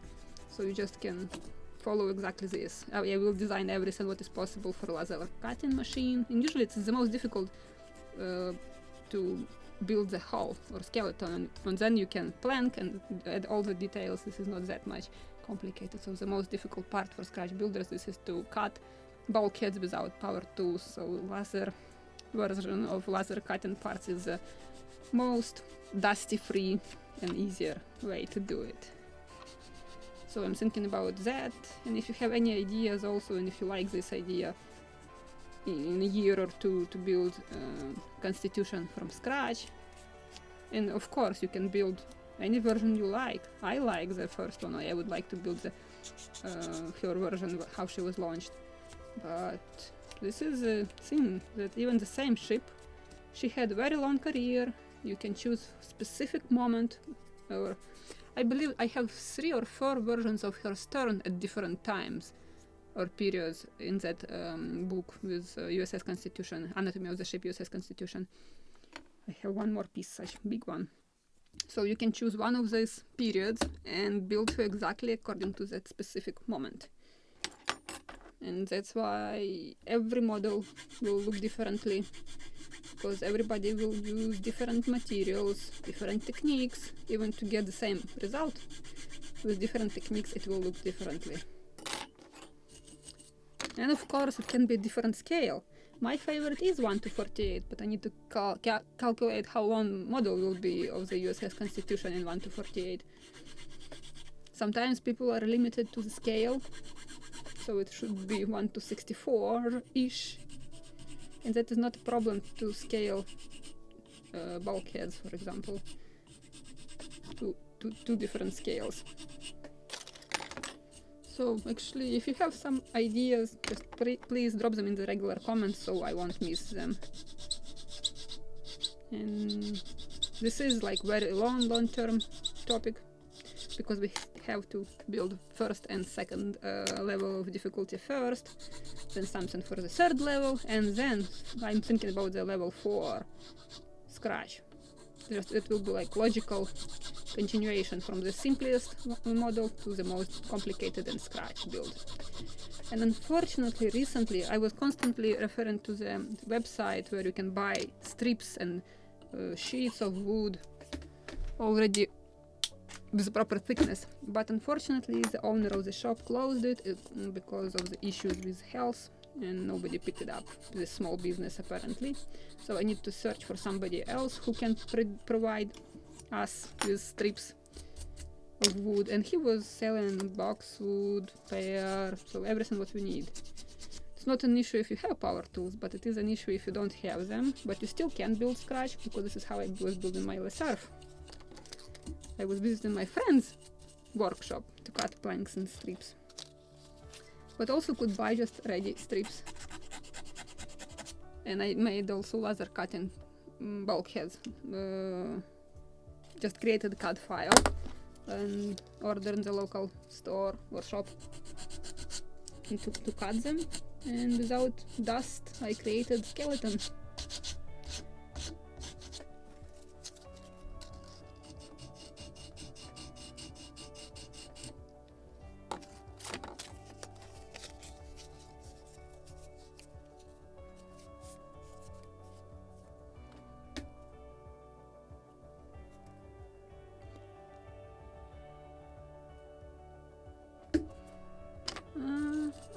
got somewhere these 3 ships.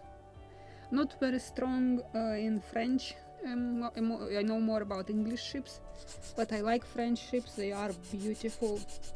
That's why my first scratch model is Le Surf. Unfortunately, she's sitting on the shelf and waiting for her time. When I will find time to finish her or complete her.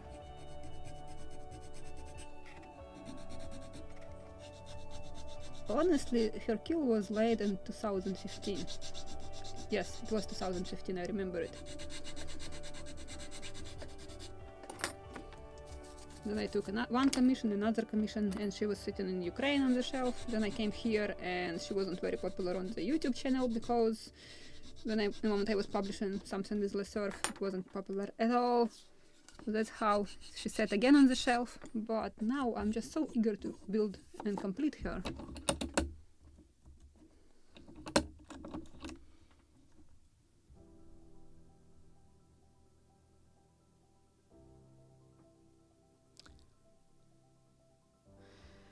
There is a book, American Sailing Ships or something. Just type on the search on my channel, American Sailing Ships, American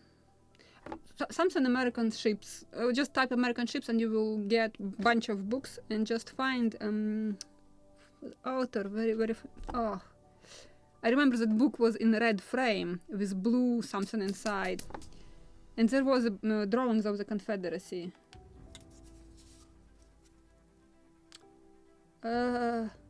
And actual drawings also with sail plans, and because the Confederacy which I'm building from model Shipways, it is only a hull without rigging, spars and sails, but I want to count everything for the scale, and I will build this model with sails and rigging, but exactly I will use that book for this. Oh my god. Forgot the name of the author.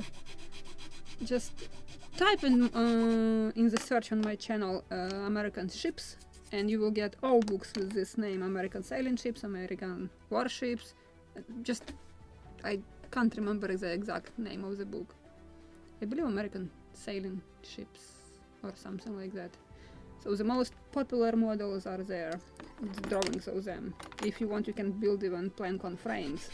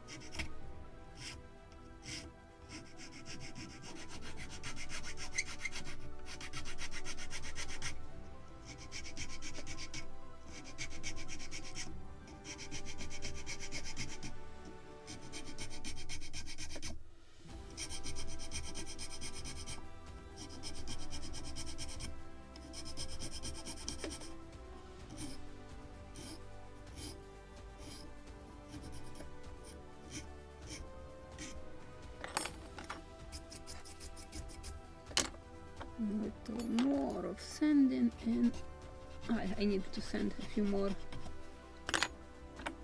Or not, I sanded actually the rest of them on the disc sander, so this is the only what is keeping me right now from gluing it. This is the most complicated part.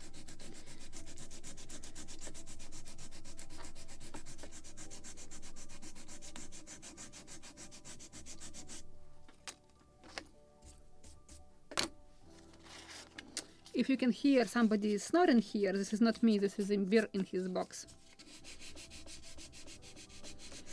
He's probably hunting mice in his dream.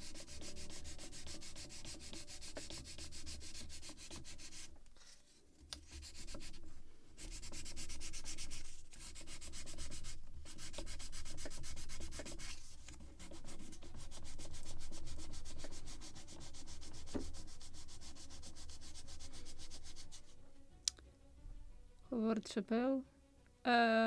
In Chappelle's book there is a small drawing about Confederacy, but very tiny one, without any details.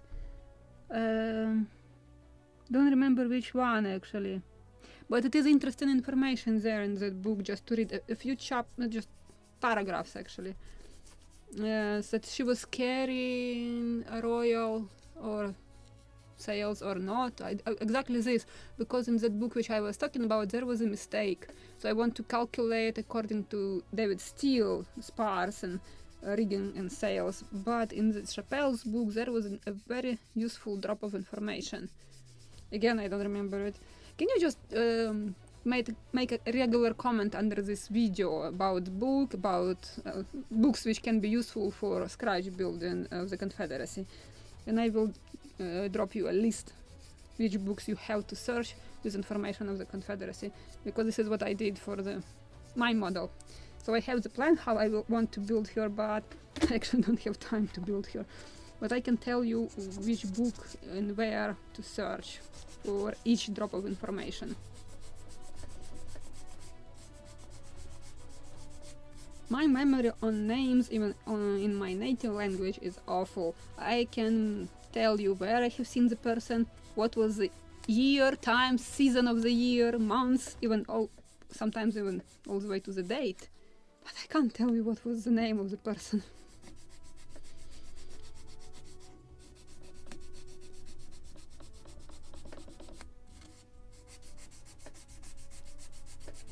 So at the moment I even remember on what side of the page the illustration of the Confederacy was in the book, but I don't remember the name of the author.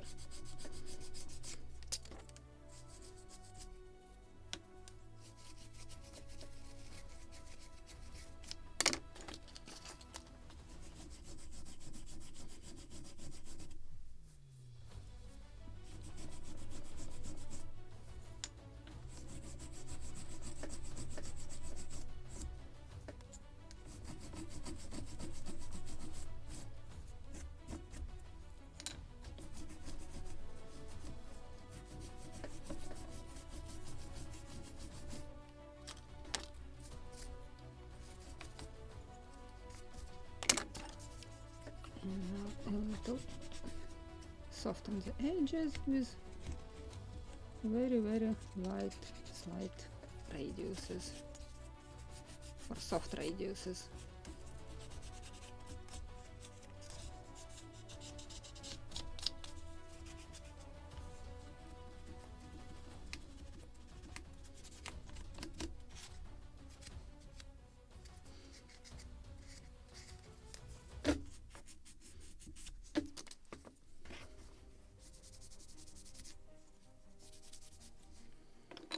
Now I will need some, also I need to sand these pieces, because they are also very dirty at the moment.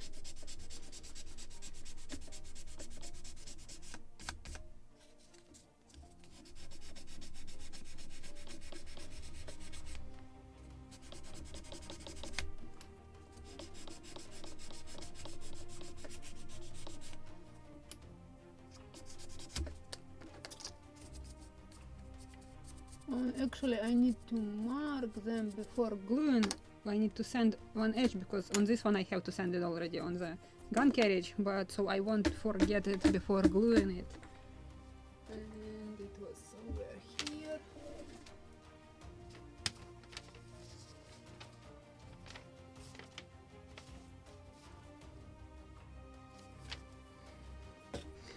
So it should be sanded at an angle.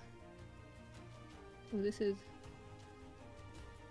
what should be sanded. Same for the next one.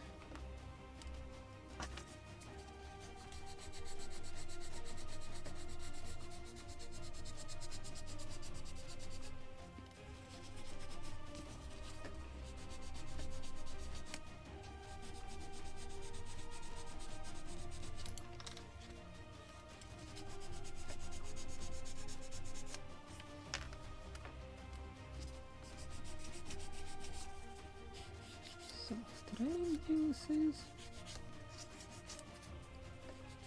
just to protect them. Same for the first one.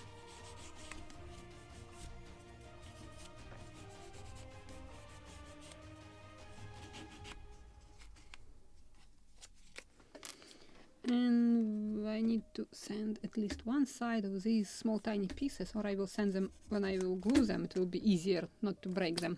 So let's sand 2 edges, and finally I will glue them, and this will be it for today. Okay. So I need to sand these 2 edges at an angle like this, like this.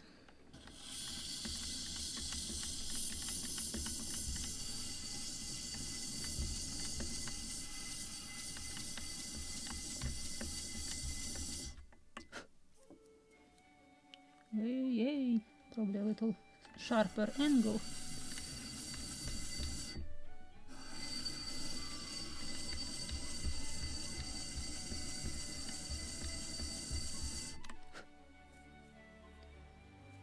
And maybe I can do it like this.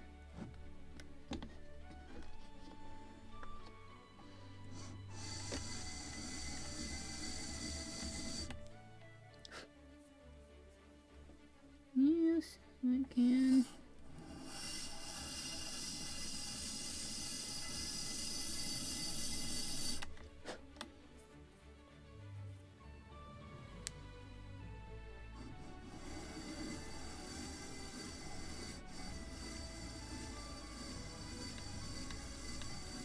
Just as more beautiful when it is along the fibers.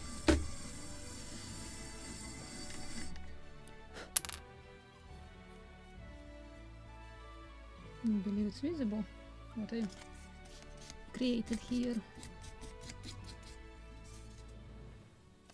If I will put 2 next to each other, visible. Good. I need to repeat it for this one.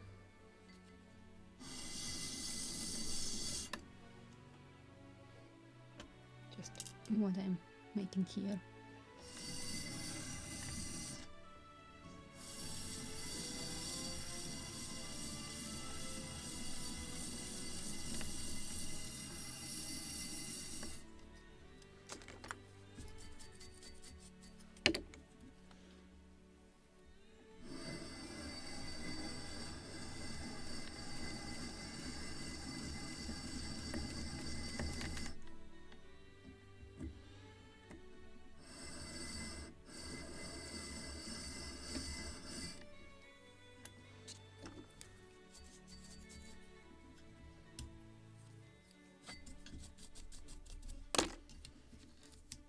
More.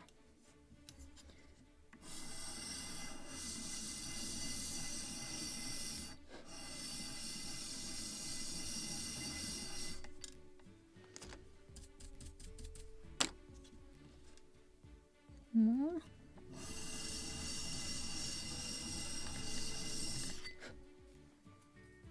Something like this.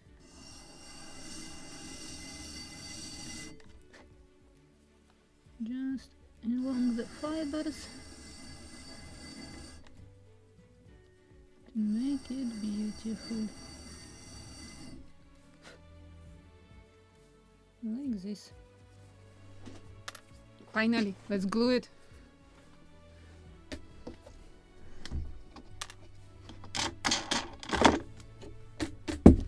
Just I need to clean these pieces, at least with this Scotch Brite from dirt after sanding.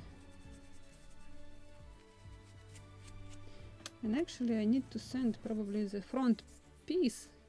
The edges should be at an angle because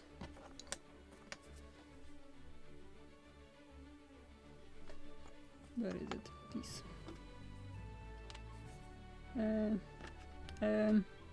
This is what I'm talking about. Because it is at slight angle, so we need to create that slight angle. Very, very slight. Of course, I will eyeball it in the moment.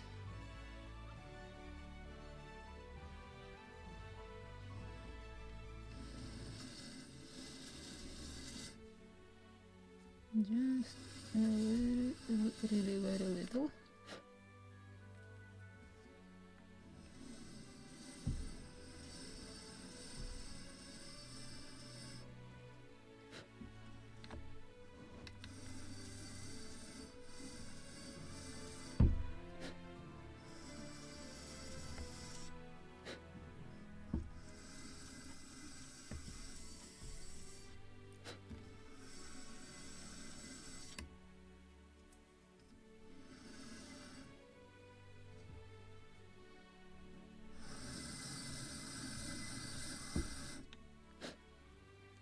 and we'll see. Let me do the same for this one.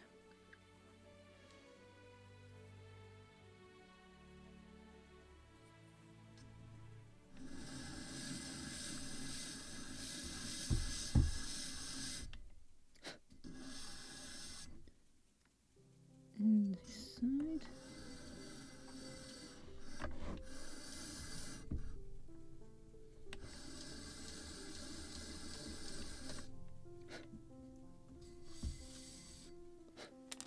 And the rest will be done in the process of gluing. Okay.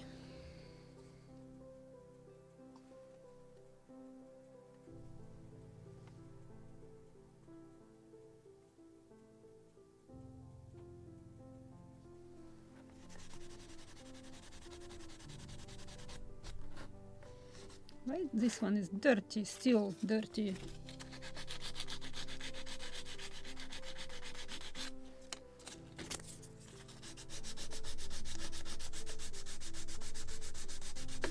It was cleaned.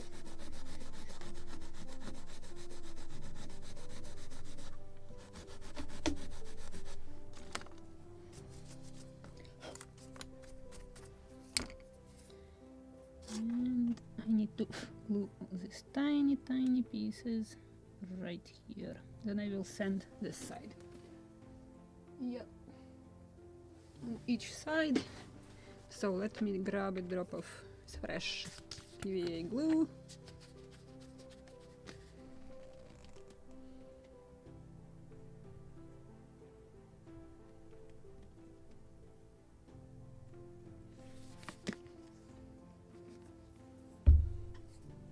We'll use a needle for applying glue.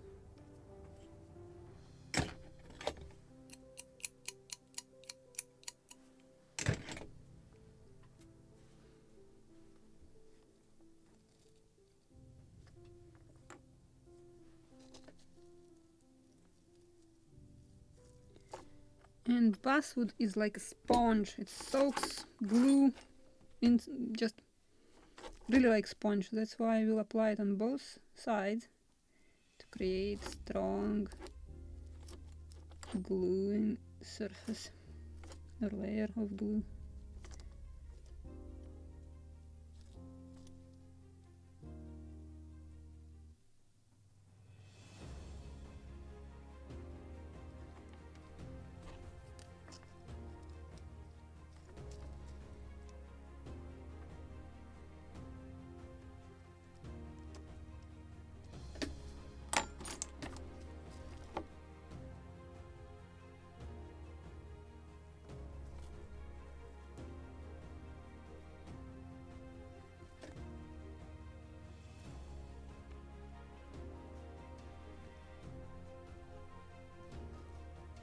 Don't move.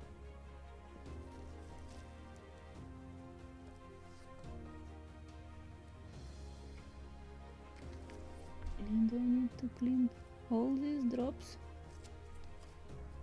because they will be in my way later.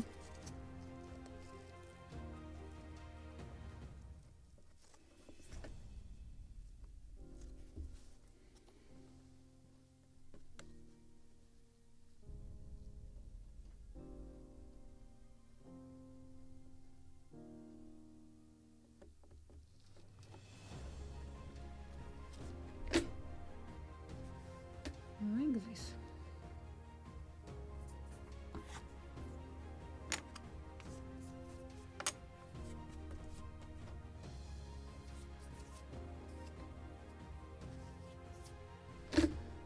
Next one.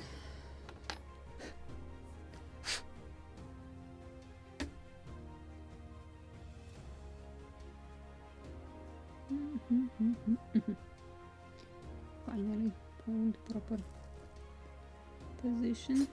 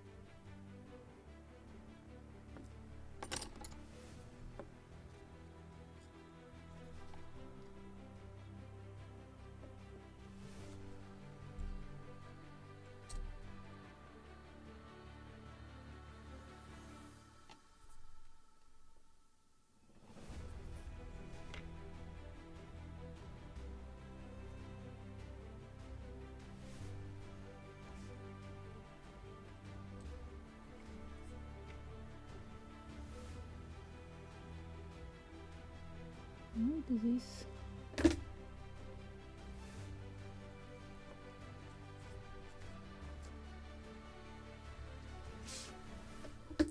Oh, bless you, Imbir. He woke up because he was sneezing. He said like, it's dusty here. Even for the cat. Or usually animals are copying their owners.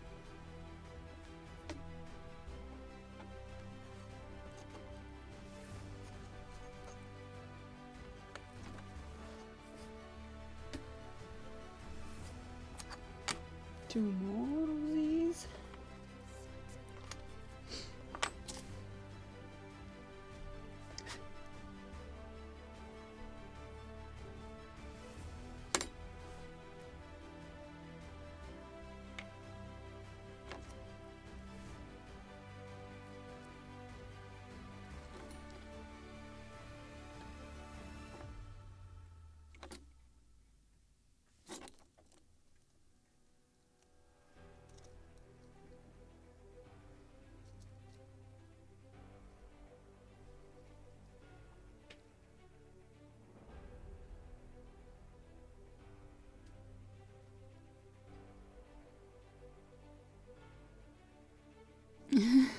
Thank you, and thank you for visiting my cooking channel.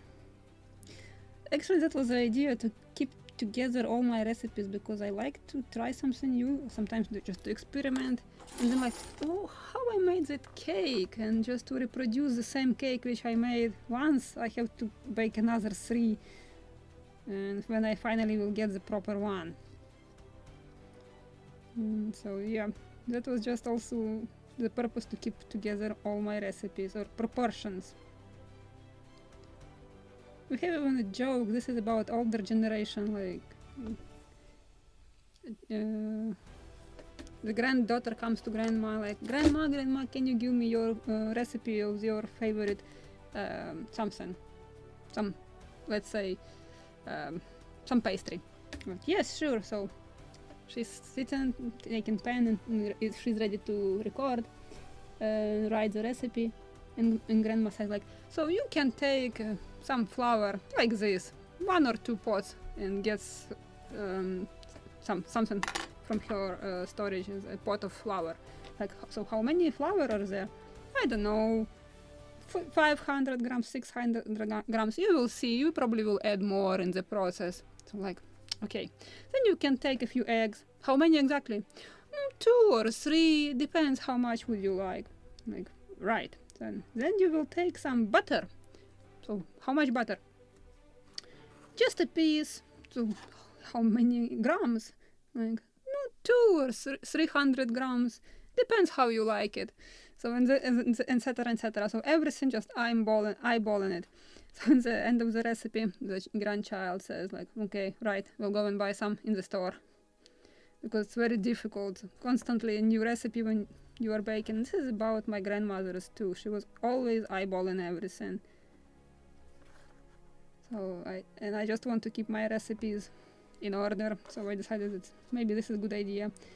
I'm constantly writing somewhere the recipes and I'm losing them. But when I recorded the video during cooking, then I can't lose it.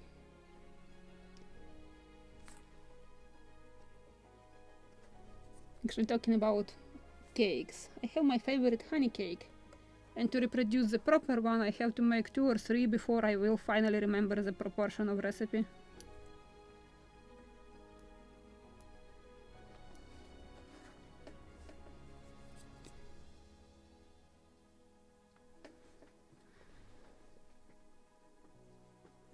No, it depends how much you want to improve it. Because if you just want to add some parts, like eyeballs, etc., it's one thing, and another if you want to build kit completely according to the original one, like improve it. So it all depends. What would you like to improve? When I started the Gunboat Philadelphia, so if it is episode 60, and on average I am building it 2 hours mostly, sometimes 2 hours and up to 3 hours. Even if you will count 2.5 hours for 60 episodes, you already can get how many hours I spent on this one. And I'm afraid I will have to spend a little more because I want to make sales also. And yes, we are working at the moment on the most interesting part of the build, details like gun carriages. We will build galley also. Don't remember, lots of stuff will be here, lots of details. This is what I like about this model. Where is the piece? I'm looking for this one. So in these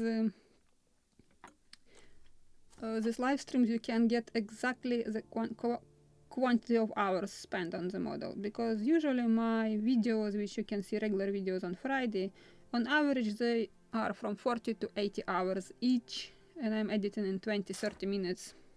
That's 40-80 hours. So on average you can count 60 hours per video. This is plus minus correct.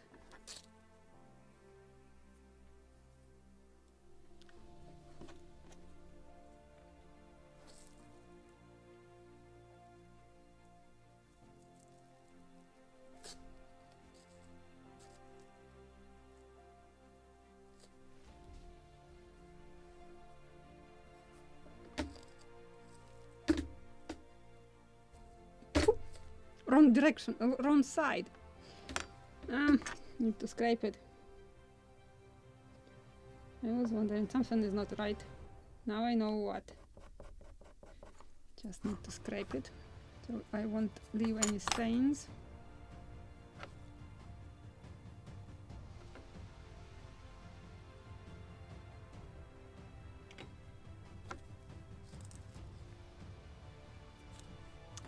Wrong side of this part, of course, now.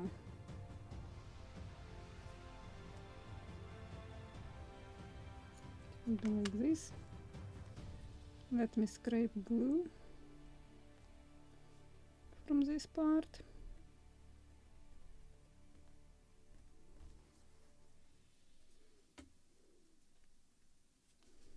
I will sand it when it dries, but still better to scrape as much as you can,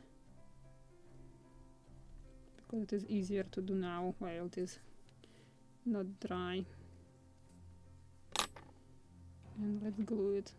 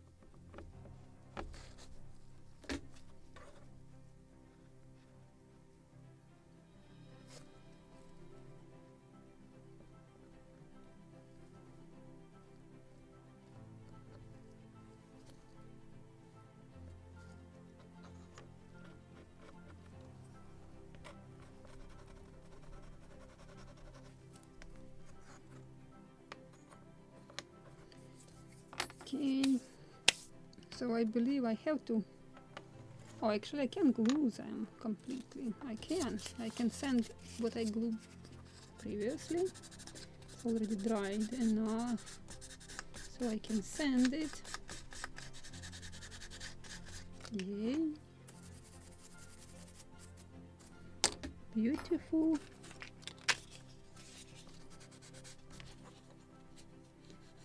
Just soft radius, of course. Nice. So I will put them together today.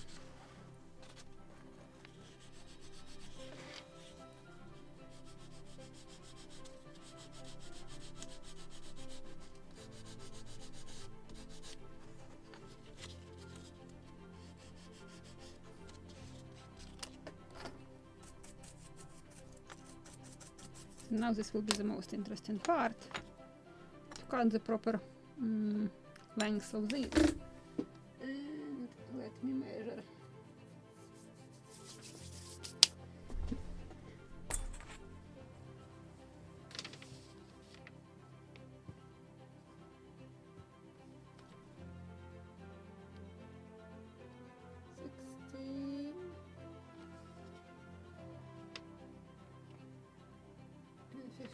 So 1 millimeter difference only. Bless you! My kitten is sneezing. Huh. I'm so sorry. I created a lot of dust. Produced a lot of dust today.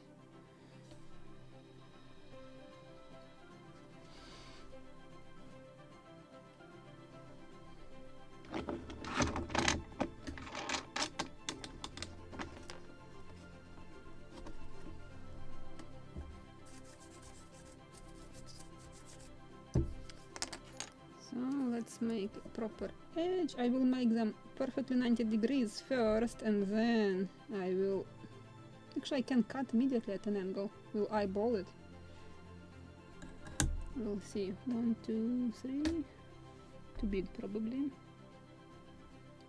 Like this.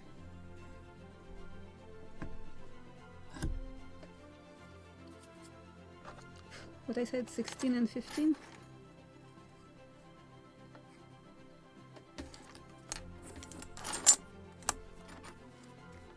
16 and 15 millimeters long.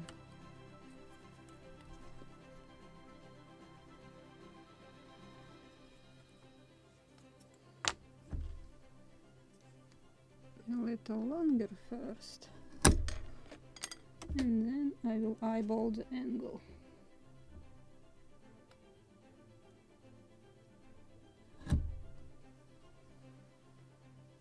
Okay, one piece. Now 15 millimeters.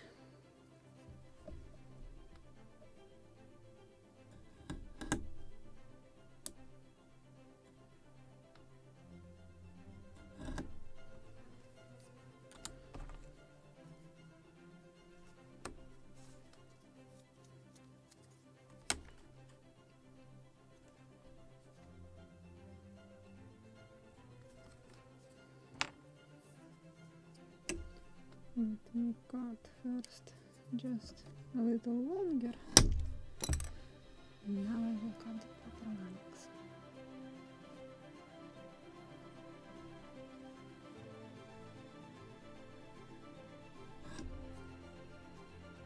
I will mark it properly. I will cut.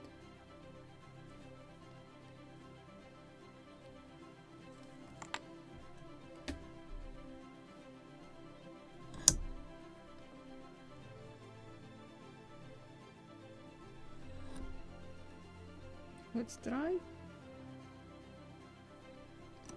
what I created here. Okay, which one I cleaned? This one, and there is a second one. This one.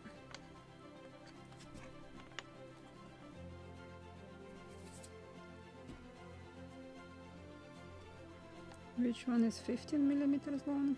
This one. I believe this is angles, sides. The most complicated to put it together.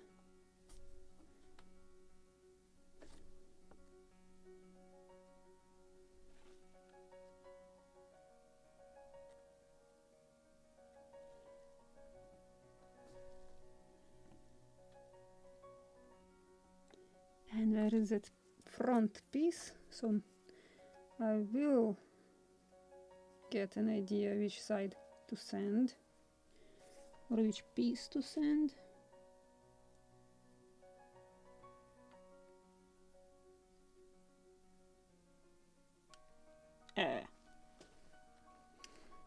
Get up, get up, get up.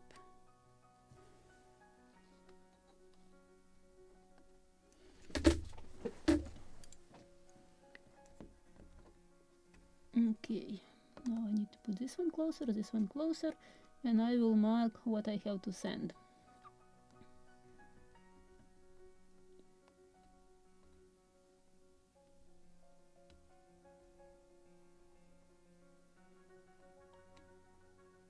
It also should be perpendicular everything, or parallel, like this. Okay. 2 sharp angle here.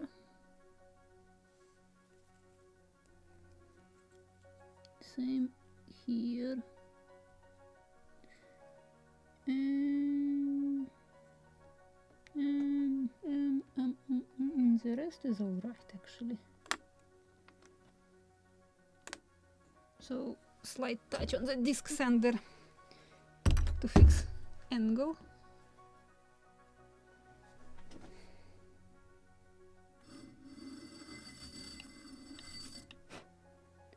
We'll clean the mark and we'll glue it.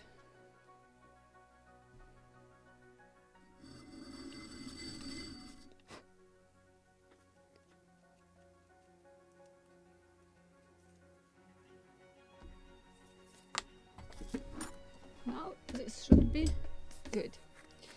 The only thing what I'm worried about, this should be on top of it, I believe. And how it is. Oh, this is what I was worried about. Yep, I need to mark exactly where this piece, front piece, should be glued. Where is the piece? Okay, I will use this one as just guide.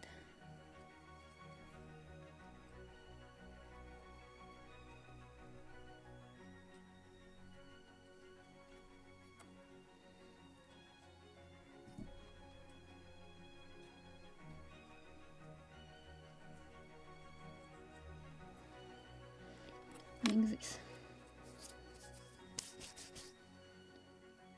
Now let's glue it. We'll grab a drop of fresh glue.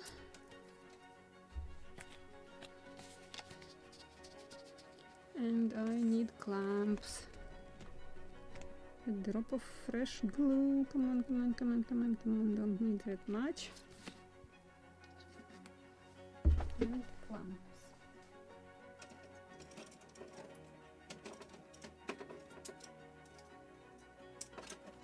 Maybe I will use these long pointed ones. They are not that strong.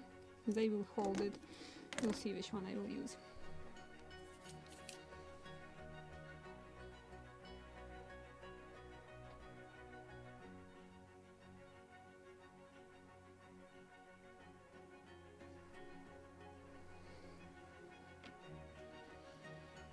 I need to apply glue here and here.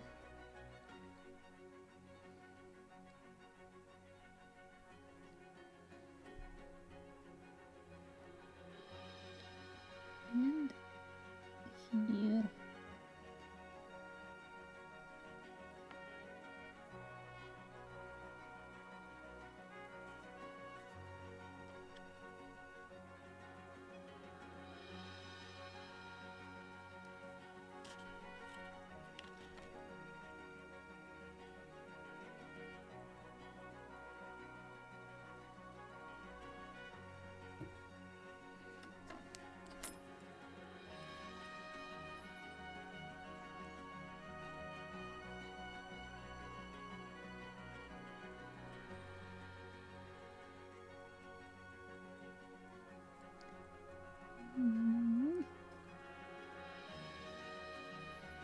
Should be like this.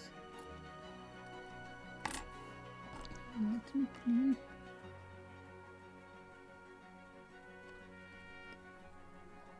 Good. Proper position.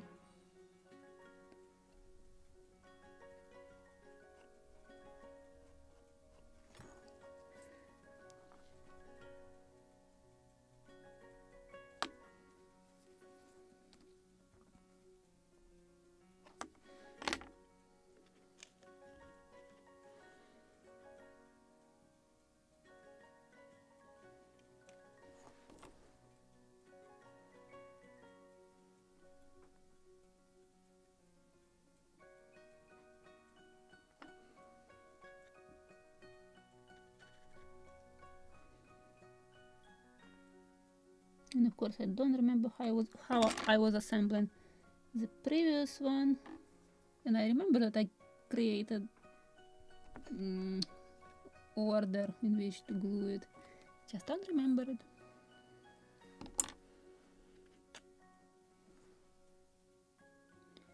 So inventing it one more time.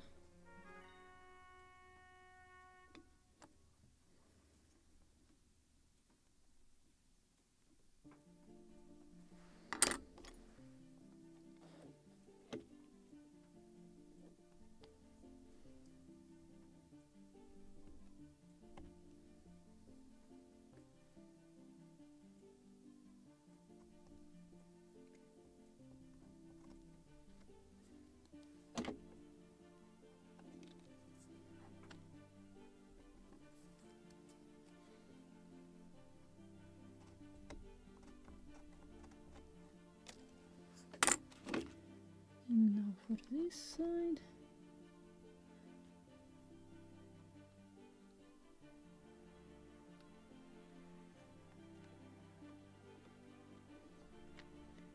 And here.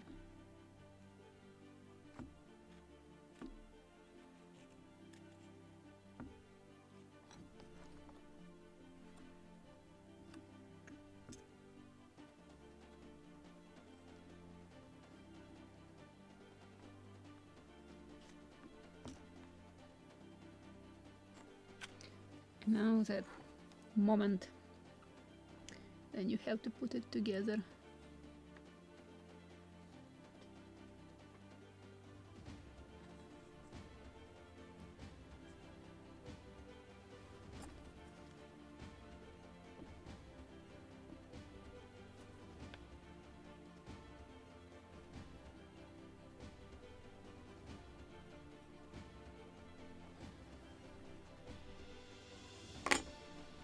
And clean the drops of glue before they will dry.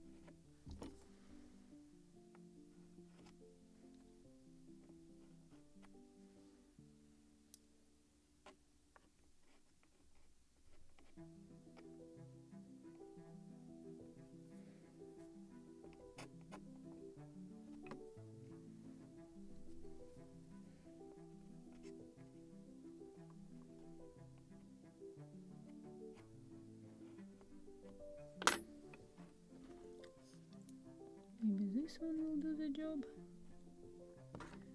Good. So this is how it should dry. I can see another drop of glue to clean.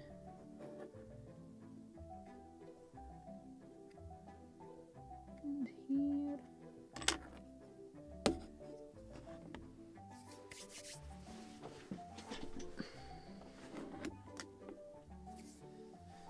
And maybe okay, like this in the middle of the screen I can glue the insert part.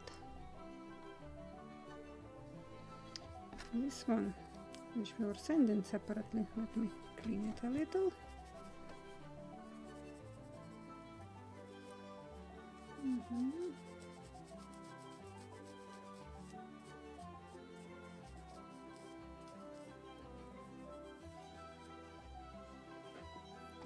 And wheels we will glue next time. This is what I want to glue, but I need to measure exactly how.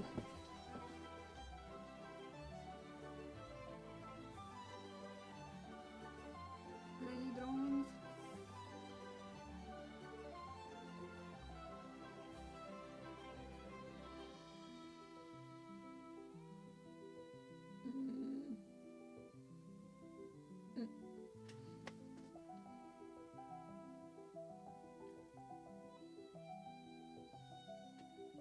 a single one-side view. Okay, what do we have here?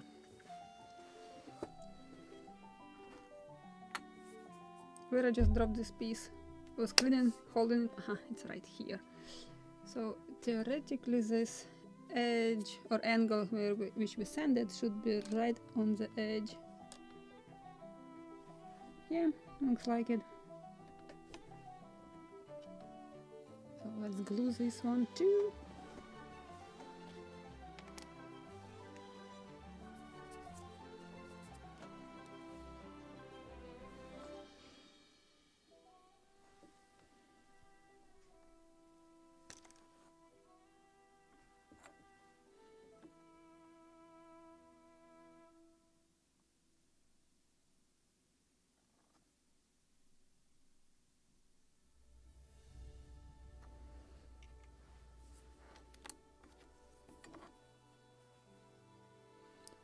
Where is it sanded edge?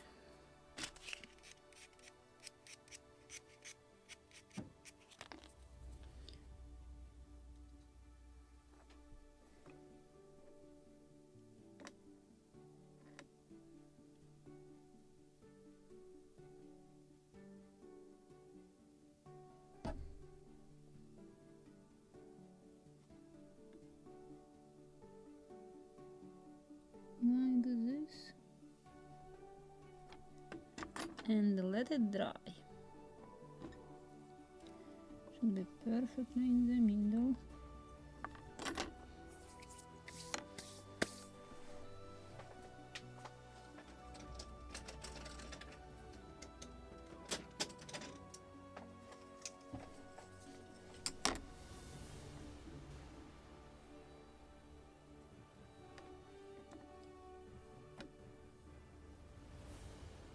I have to clamp it to the wood. Can't get it.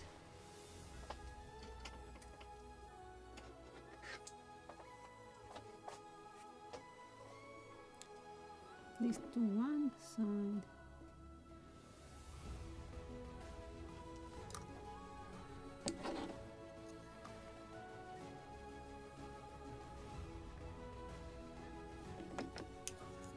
And like this.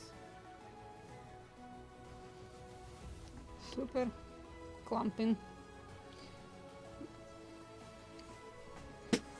but I need to clamp somehow second half, or it won't work like this, or without clamping, because it is not holding the other side.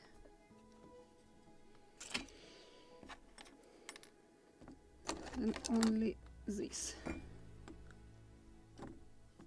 And let it dry till next live stream on the deck. Let's repeat it. Yeah, and as I said, I need another 15 minutes, 1 hour later.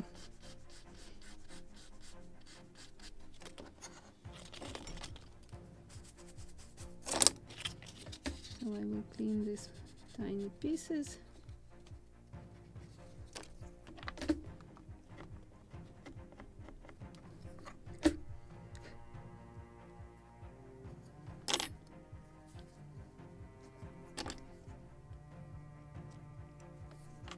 And where is the second half?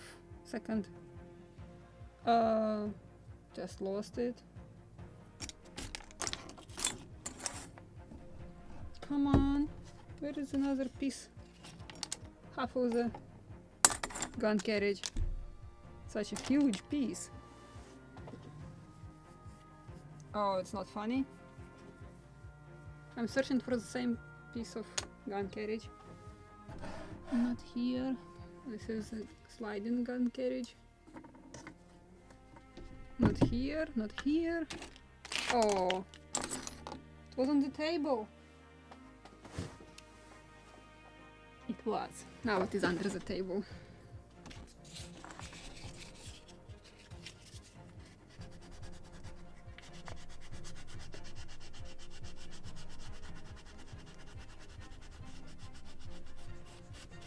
This one I need to sand. heavily because it was with glue, so I want to be sure that I sanded it.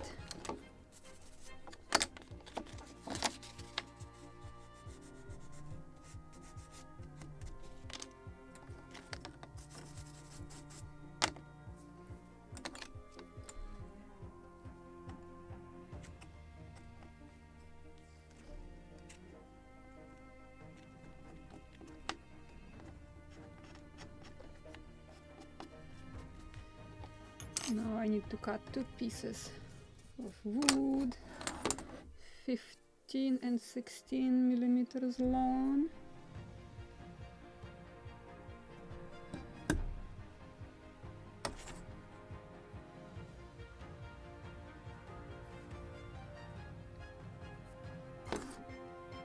Which side? This is the one.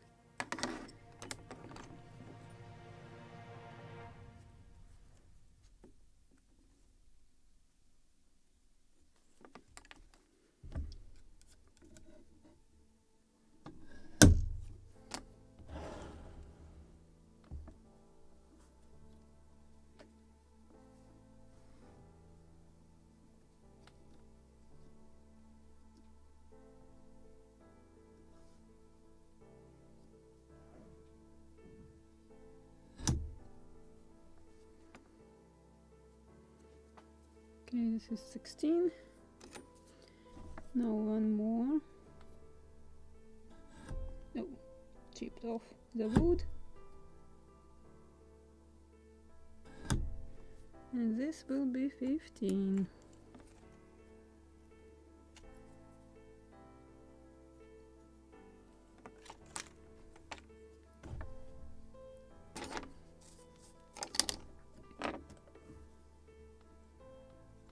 A little longer than necessary, and now let's create the proper angle.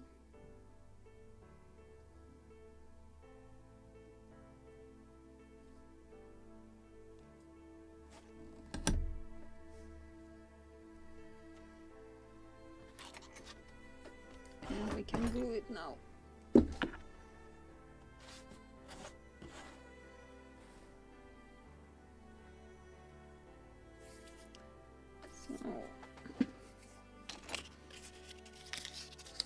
Just want to clean these marks.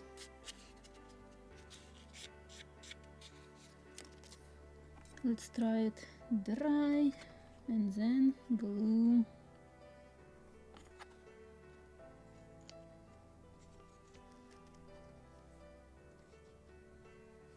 Stay there, like this.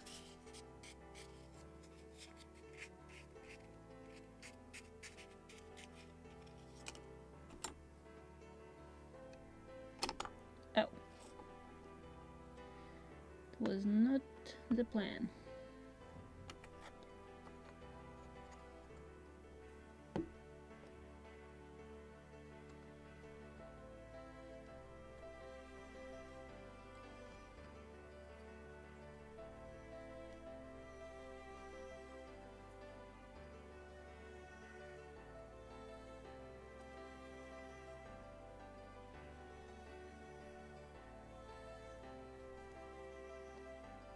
Okay, I can see where I have cut too sharp angle, but I want to try it with this piece.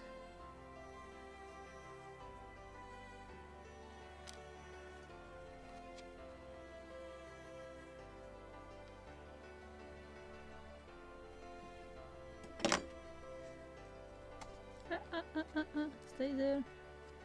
Stay there. So I can mark everything.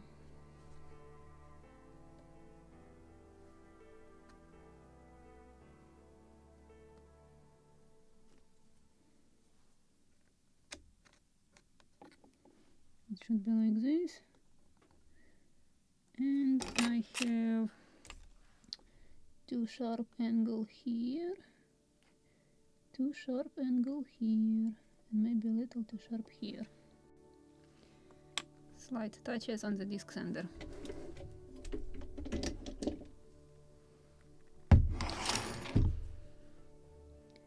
And the front part is perfect. I can say this maybe just a little too sharp.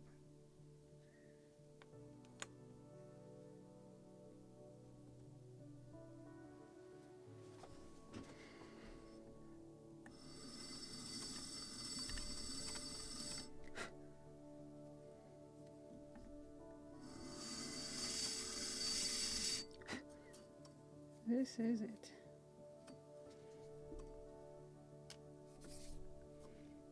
So slight touch on the disc sander.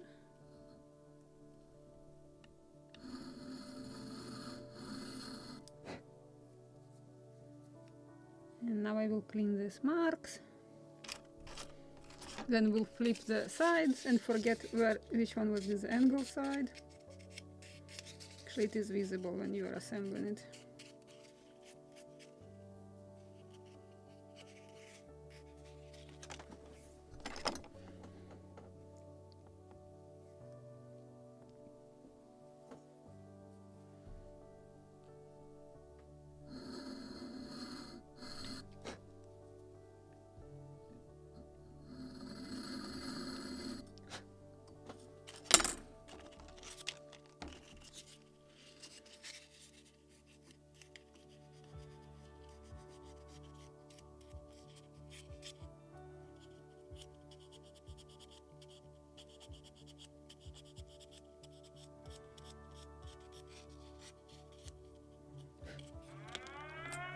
Oh.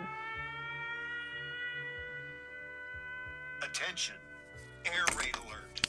Excuse me, I just want to check if my mom has electricity and she can hear it. Because when we don't have electricity, we don't have connection, and she can't hear that there is an air raid. Proceed to the nearest shelter. Don't be careless. Your overconfidence is your weakness. And what is this?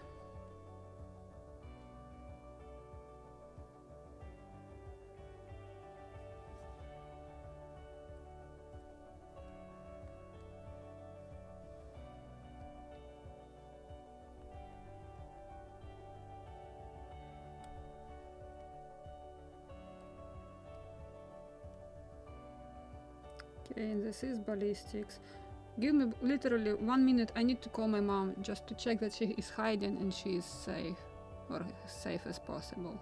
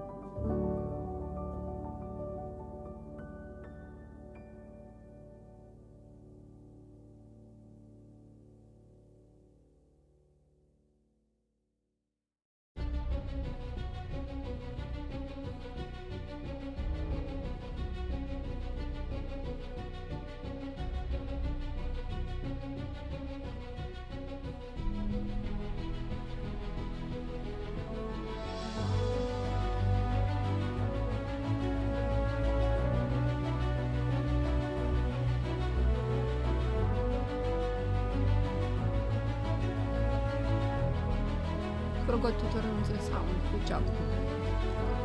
I'm sorry for that. I still don't have sound of my soundtrack, so can't hear anything. I was talking that I just applied too much glue. And yes, I checked where is my mom. She is hiding behind two walls because this is ballistics. She doesn't have time to run to the bomb shelter, and this is the case. Lately, Russians are firing mostly ballistics, and it arrives in 3, maximum 5 minutes. And to go to the bomb shelter, this means at least 10 minutes. So she's just hiding behind the wall. And I hate that bastards. Hate them for that what they have done to my nephew. A young boy, 25 years old boy, is invalid now. And this is something with what he has to live forever.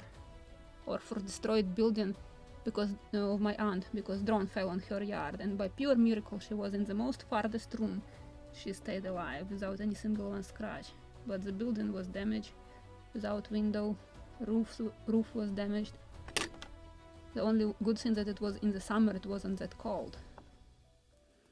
Like it is now, when Kievans are sitting without electricity, without heating, because Russians can't fight soldiers, they can fight only women and children. They can't make progress when they are fighting real soldiers.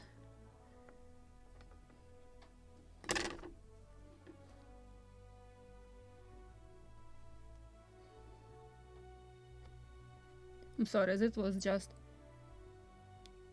I hate them to the point... My hands are shaking right now. I don't know if I can finish and glue this gun carriage, but I just want to do it. Maybe next episode I will be ungluing everything because it's just a mess.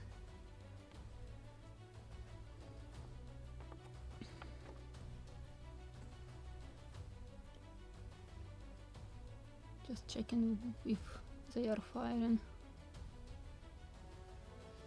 Okay, it's clear around Kiev. Sometimes I don't know how it's possible, technically possible, to make fake launching missiles. So on the radar it looks like it's a missile, but in truth there is nothing, just something on the radar.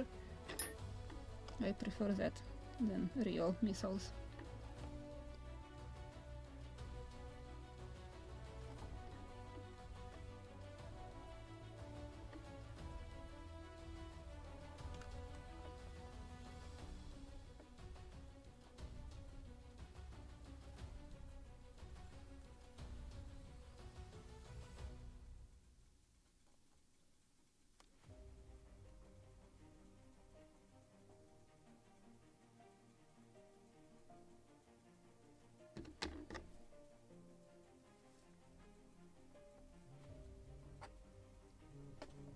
Attention. The air alert is over. Oof. May the So force yeah, it was just fakes. Attention. And this is also the case. People already are so tired, and just to run from every air raid to the bomb shelter if we have 10, 5, 20 of them during the day. So just impossible. Yeah, of course, when there is information that lots of airplanes are in the air and drones are already around the cities, and it makes sense to go to the bomb shelter because it is like a massive attack. But when it is such sudden ballistics, and it is, can be a real one, sometimes it can be fake like this one, and maybe this is what they are doing, exactly, just making this feeling that people are so tired they won't go anywhere, so they can make bigger damage. And sometimes they are intentionally targeting huge buildings with apartments. It can be a mistake if one missile hit it or one drone, but when it is two missiles from two different directions hitting the same building, it is not a mistake. This is a target. And why you should target building with apartments?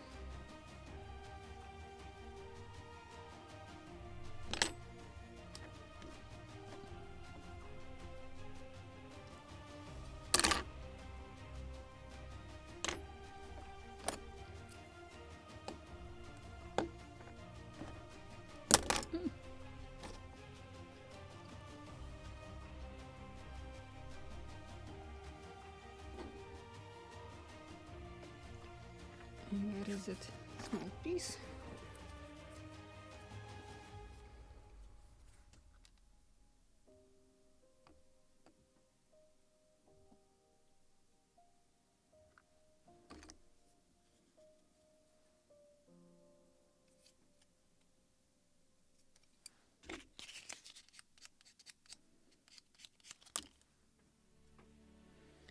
Where is it angle?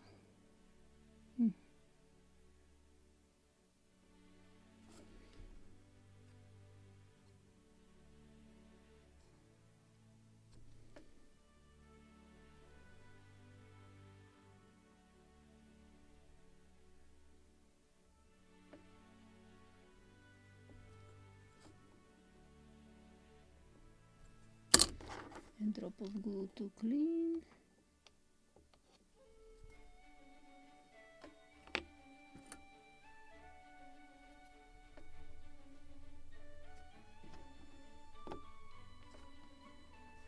See a few drops more on the front part to clean.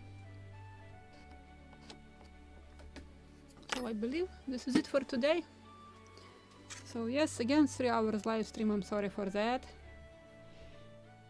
But I decided that it is time to build it a little more faster so we can complete here soon, because we still have to build structures on top of it, so lots of details are coming, and then it will be sails, 2 sails and spars. So the most interesting part, this is actually my favorite part, rigging and spars and rigging, but to get to that point you have to build entire hull and details, and the way it is interesting, but the most interesting is rigging. So with this, I believe this is it for today.